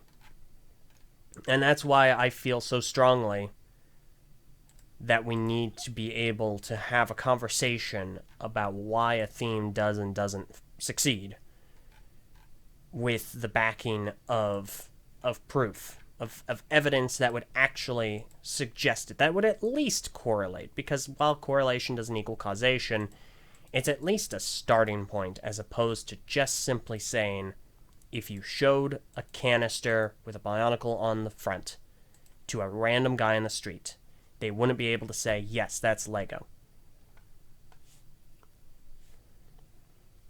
And I can respect that. I can respect wanting to have more concrete evidence and less than just a couple theories. I wish that Lego as a group did have shareholders, not because I think that's a great business model, but it obviously works for most businesses. But just that having more information as what I consider myself to be a high affinity fan of Lego, it's just something I appreciate. So I can feel you on that one. I do wish that we had more to go off of, but that's what I can bring to the table. Mm-hmm. Yeah, and I mean, I appreciate you taking the time to be forward with this opinion, because obviously enough, in the Bionicle community, it is not a popular one. In fact, it's generally something that will get you ostracized in most cases, because it's basically I telling probably am in the comments already. Yeah. So it takes a lot to be here and put forward this opinion. So I take no envy in the position that you have taken, but I appreciate you being as forward and open about stating it as you have been. And I want to thank you so much for having me on here. I know I certainly got overexcited when first coming up with the idea that, oh, well, maybe this could be a way that Bionicle is not Lego, and it's something that I didn't want to think about at first, because deep inside I am a fan, and I try not to ostracize people. Of course. But I understand the feeling that, like, hey, you're stepping on that thing I like. Why are you doing that? Get out. So it's not something that came to me immediately, but I appreciate the fact that you were willing to hear me out, both in chats and on the show, and take the time to have me on. Mm-hmm, absolutely. And I'm also not one to ostracize, which is why I want to have the discussion, to have the conversation, to be able to think through it. And again, I'll acknowledge, there is possibility to what you're saying. It is plausible. And I think it is something worth considering. But at the same time, I wouldn't be making the argument that it's invalid. A sole reason. Well, I wouldn't make the argument that's the sole reason. I wouldn't make the argument that it is... I wouldn't make any kind of an argument unless I really heavily looked into the surrounding context behind any sort of outlying decision and change. And of course, that sure. Obviously enough, I like BIONICLE. I want it to succeed. Right now, I actually don't want it to come back at all, but that's another conversation for another day. And I personally agree with you. Yeah. And so that's why, at the end of the day, I'll quote you here, and obviously you've kind of retracted this, so that's fair, but the initial comment on September 5th, 2018, is when you said, "All I've been saying all along is that you will never have any actual logical person that will give you a good argument that BIONICLE isn't real Lego." And that's kind of my point. There isn't a logical argument to be made for BIONICLE not being real Lego. I think that you have actually put forward the best argument possible for why BIONICLE might not be seen as real Lego. I think there is merit to the possibility of the iconography of the brick overselling anything new that Lego tries to do. I'm just making the counterclaim that it's not the reason recently why it has seen a decline, and there are outlying circumstances. For sure. And I think I can get behind both of those statements. Yeah. And it's certainly not the sole reason at the very least. Yeah. And I think there are a multitude of instances and explanations as to why it's possible that construction has seen a decline. I don't think it's a good thing no matter what the reason is. I'd love to see more construction. I think that it is an incredibly fun and unique concept that Lego has not only capitalized so heavily on, but perfected to certain extents. I think CCBS was an incredible decision for Lego to make, and the parts were high quality, and I really wanted to see where they were going to take that to whatever logical conclusion it may have come to. So, all right. Is there any other statement you would like to give regarding your perspective? At this point, I think we've both said pretty much everything that is to be said. Okay, fair enough. We don't have... I will open up the YouTube live chat for any questions. So if you guys have any questions for Ben, go ahead and post them right now, and we will go ahead and answer those before we wrap up. We do have one email. Isn't necessarily a question. It is from Niels A. Anderson, who says, "I don't really have a question. I just feel like chiming in on whether or not BIONICLE is real Lego. The thing is, I feel like there's not a whole lot of things that can't be considered real Lego. Sure, you can restrain yourself to the voxel-like bricks and brick-built structures, but that would leave out a massive amount of other building styles and aesthetics, such as Duplo, Technic, and CCBS. More than that, those systems often intertwine with one another, at least System and Technic do, and just to take one over the other, even if it's something as unorthodox as BIONICLE or CCBS, might be detrimental toward the sets that rely on advantages of various systems used alongside each other. That said, I do find it weird the difference between aesthetics of BIONICLE and orthodox systems, with greebles and pistons and whatnot. But then again, CCBS is kind of solving the issue here with removing those, so that's a thing. Also a bit off topic, but holy mangosteen, new Technic set picks are out." And yeah, I think what he says has a lot of merit.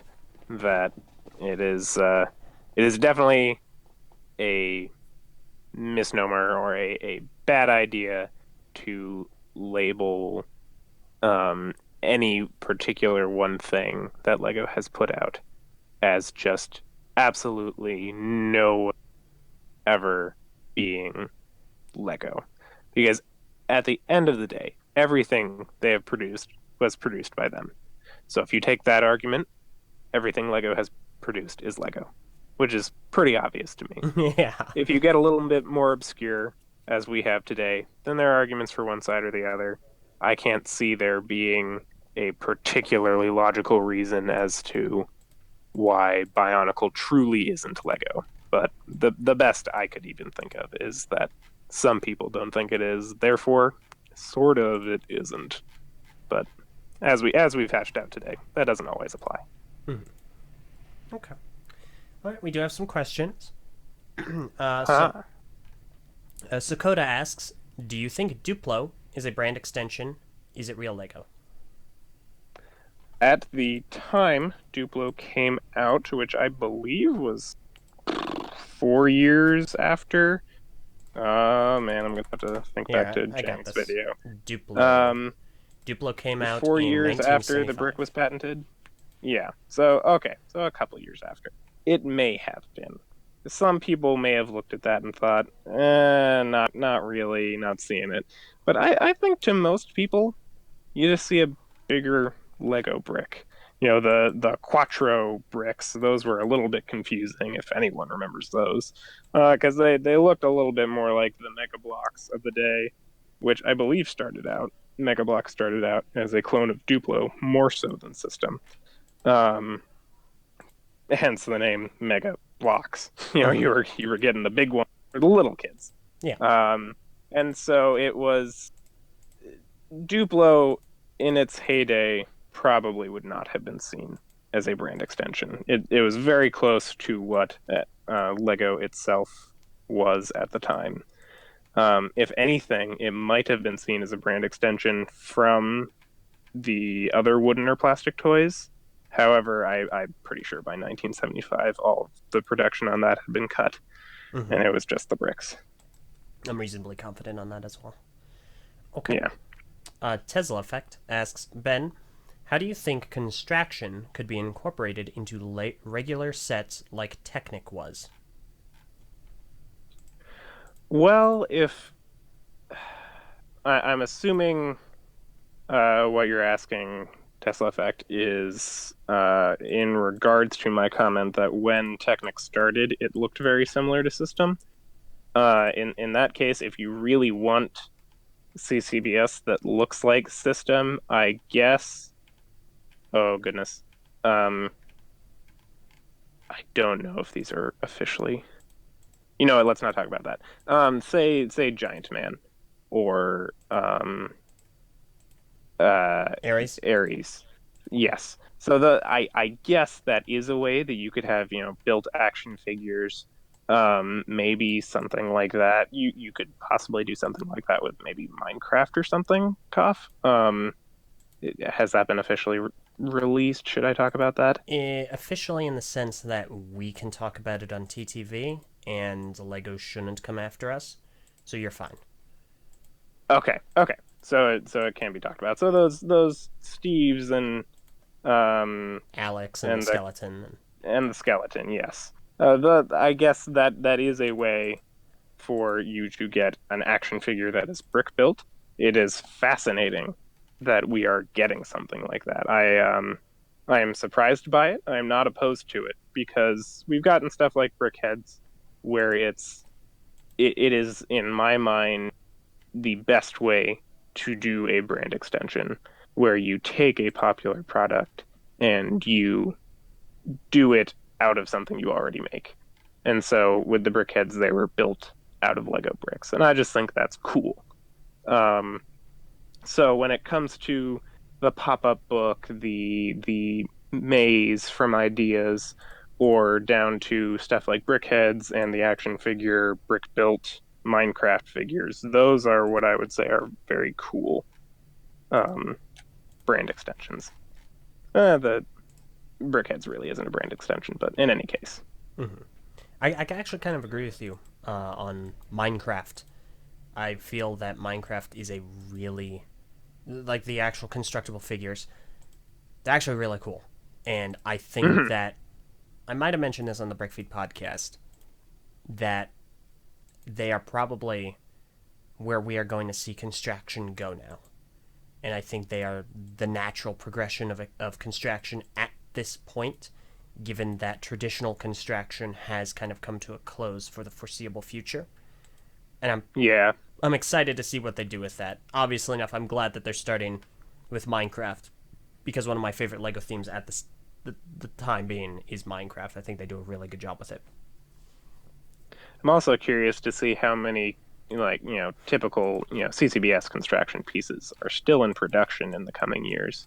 Because, we've seen the Star Wars shoulder pad pieces and system sets. We've seen their shin piece as a tree in Ninjago City, which is insanely creative, and I love it.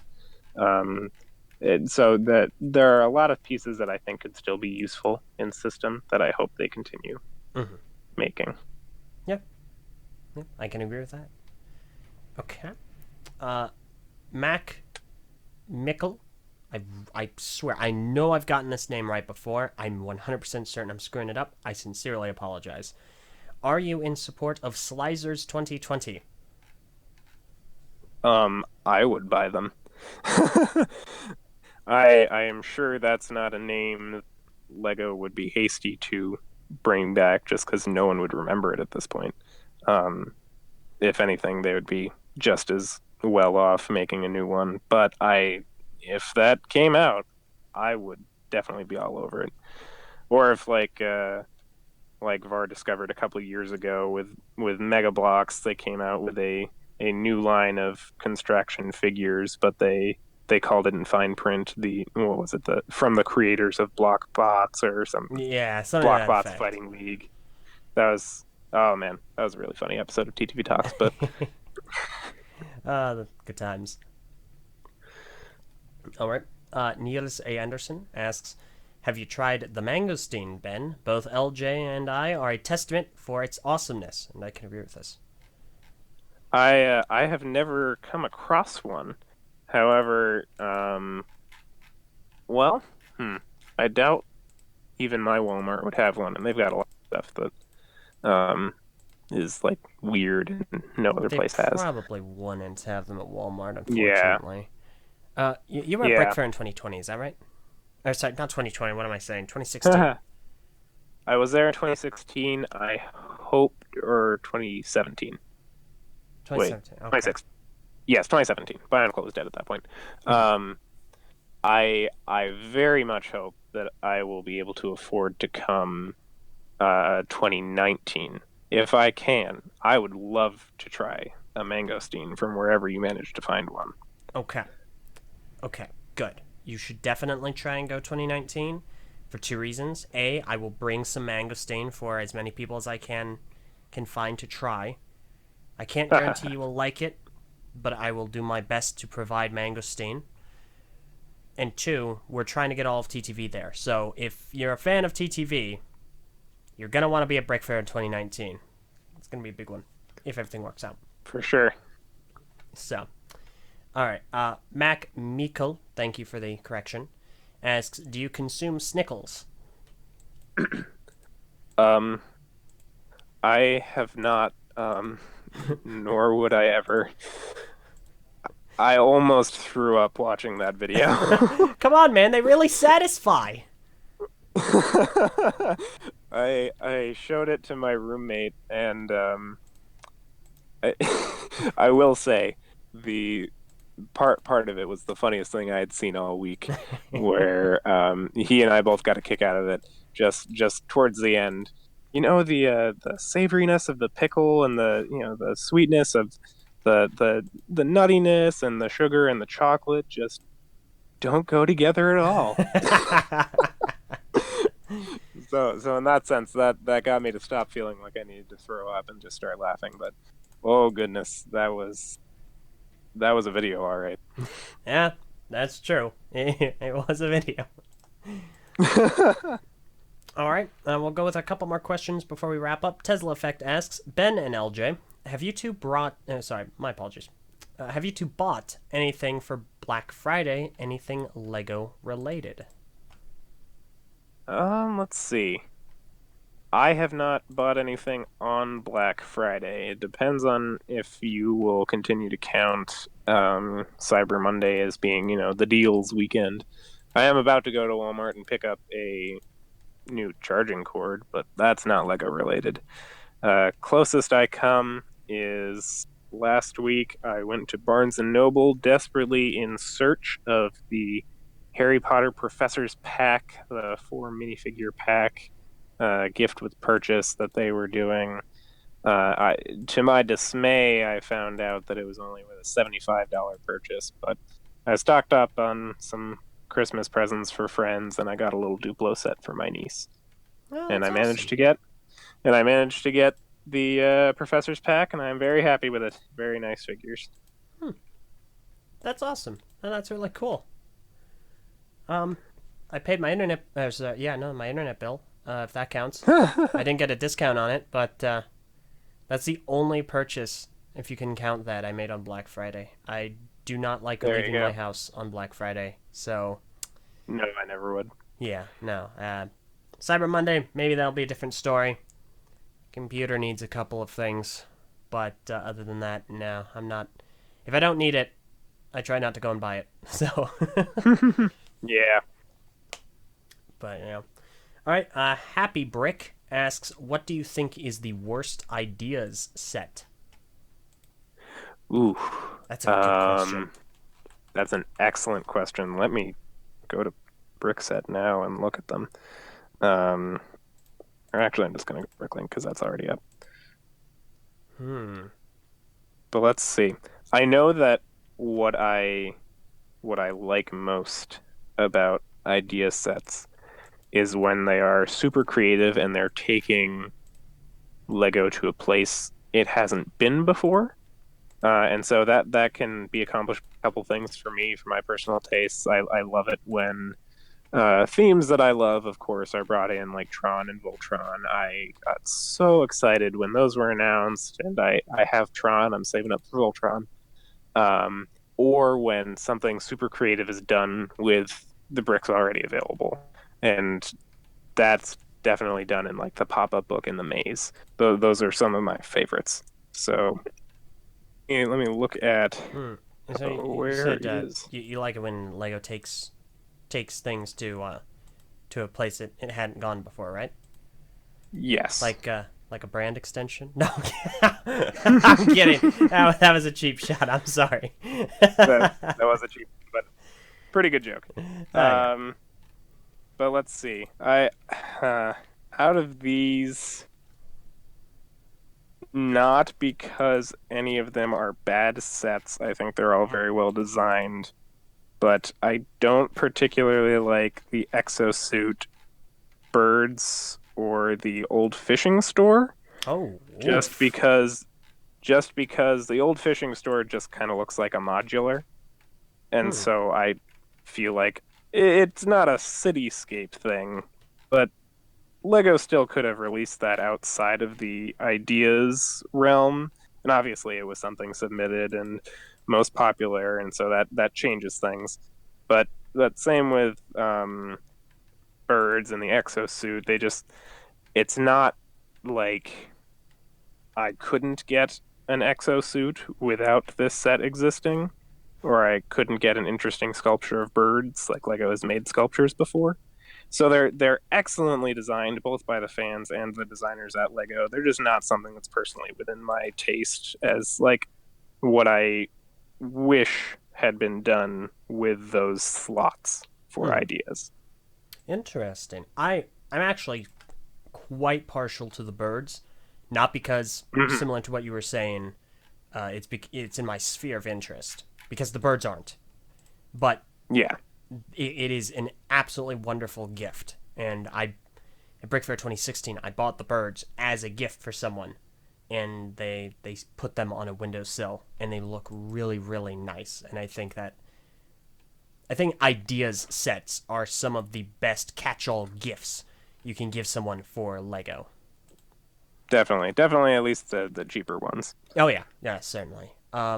As for me, I think that the worst one, not from a design perspective, but simply from a conceptual point of view, is handedly Big Bang Theory. I don't understand why Mm. this exists as a set. I know Big Bang Theory is an immensely popular show, but in the same line of thinking that Overwatch is an incredibly unusual LEGO theme, Big Bang Theory is so far outside of the scope of audience. At least from my perspective. I don't know why they ever made this. I just simply don't understand. I don't see a large crossover between Big Bang Theory fans and LEGO fans. I mean, that all being said, it got 10,000 supporters. So clearly my perspective as a consumer is skewed because I don't watch the show at all. So, but at the same time, it is so immensely unusual. Yeah, definitely an unusual choice, a la, Simpsons or even to an extent Overwatch, just things that aren't always in Lego's purview sometimes aren't the wisest choices, but I trust Lego knows what it's doing. It's pulled out from shallow spots before. Yeah. So. Yeah, which is reasonable. Outside of that, I'd say the other least interesting one to me is the Caterham 7620R, because it's just a car. I was thinking about that one too. Yeah, because they do all the VW. Yeah, like, why did we need ideas for that? Yeah, exactly. So in the same vein as you not being super interested in the fishing store for looking like a modular, I'm not interested in this because it's just a car. Yeah. So. All right. So I think that being the case, I'll ask you one question because I feel this is fair to ask. Do you have a favorite Lego theme, or is it Bionicle? Oh boy, it rotates all the time. For a good long while, it was Bionicle. I would say from at least 2013 to 2016, definitely. Somewhere in 2017, I started shifting interests again. But I like to dip my fingers in a lot of things. For a while, it was Ninjago. I was 11, no, 13, sorry, when that came out, and still a kid, loved the show, loved the sets. But right now, the theme that I guess to answer your question is right now it's definitely Harry Potter. I have spent entirely too much money on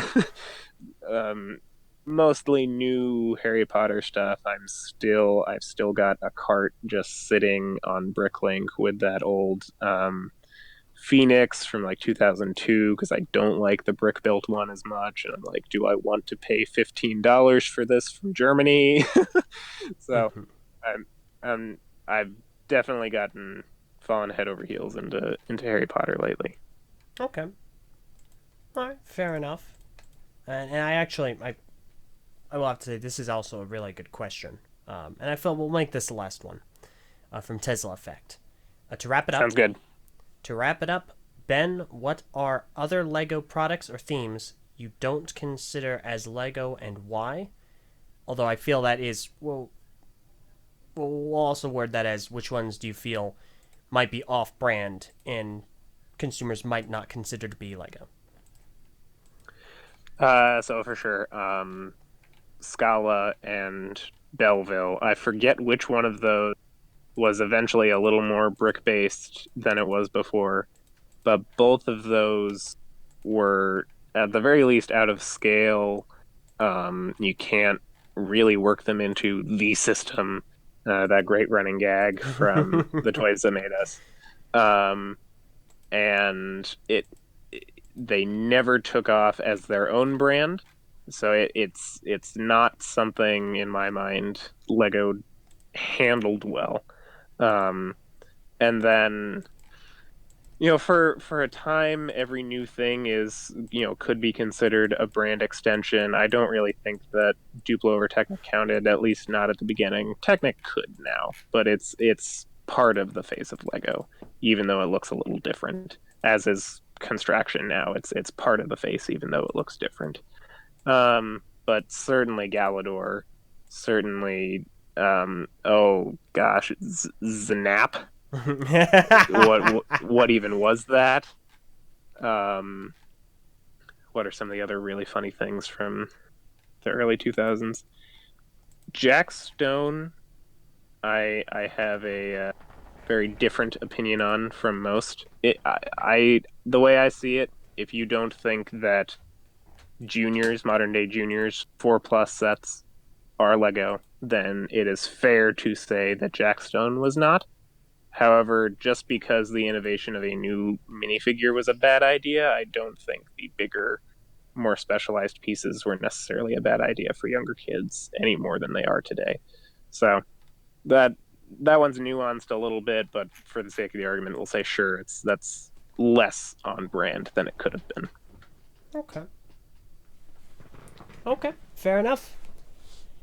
All right, in that case, I think we will go ahead and wrap things up there. Again, Ben, I really do appreciate you taking the time to be here and to lay it on the line with what is absolutely a controversial point of view. But, and again, I would like to reiterate, if anything comes out to suggest I am wrong, I am 110% willing to admit that there is an inaccuracy in my argument, and I would want to know about it so that I can more properly debate, discuss, and converse regarding this subject, as opposed to just ignorantly believing I'm right. And I would certainly say the exact same thing. I would be glad to discuss with you further whenever new information comes out, in chat or what have you. I think this is certainly going to be an ongoing thing, but probably no new sales statistics on BIONICLE, unfortunately for me. Absolutely. And to that degree, Ben, I did not extend the invitation to you initially because I did not feel that this would be a conversation worth entertaining. To that, I do retract that. Obviously enough, this was able to carry on for almost 2.5 hours. So to that degree, I would like to extend a re-invitation to you at any point in time where you feel there is another lengthy conversation we can have regarding this, if new facts do come out and you feel you do want another chance to discuss it and really pick apart the argument. So I will extend that invitation to you. If you do wish to come back at any time, we'll schedule it out and work that into the plans. Thank you very much. I appreciate it. Absolutely. All right. In that case, before I forget, is there anywhere on social media you would like people to follow you at? I would love if people felt like following a page that has not posted in a very long time, for people to go follow me, Lecon's Legacy, over on Instagram. Probably most people here will know how to spell Lecon, but for the sake of people who don't, there's an H. It's weird. It's LHI. I write my name in all lowercase, so most people think my name is I Hyken's Legacy. But in any case, yeah, it's all lowercase, Lecon's Legacy over on Instagram. I feel comfortable making the promise that once I get my camera fixed, I will be making a lot more posts because I have a lot of things to show you. All right, fantastic. In that case, a link to that will be in the description below, so I encourage everyone to go ahead and check that out. And again, Ben, I do appreciate your time, and thank you for what ended up being an incredibly interesting conversation. Thanks so much for having me. Absolutely. And thank you to all who have listened to this today, be it the live version or the recorded one, which will be up hopefully within this weekend. So I greatly appreciate it, and thank you to all that sent in either an email, so Niels, or a comment in the YouTube live chat. So, once again, thank you all so very much. As a reminder, this has been the Eljay Johnsen Show. This show airs every single weekend, every Saturday at 4 o'clock p.m. Eastern Standard Time, unless specified otherwise over on Twitter at the Eljay Johnsen, where I have updates and guest announcements every single Tuesday. And make sure that if you want to send me a message over the week or send any guests any questions, make sure you go ahead and email me at eljayjohnsen@gmail.com. Remember, that's JOHNSEN. Okay, that has been everything for today. Thank you all so very much. We will see you all another time. Have a wonderful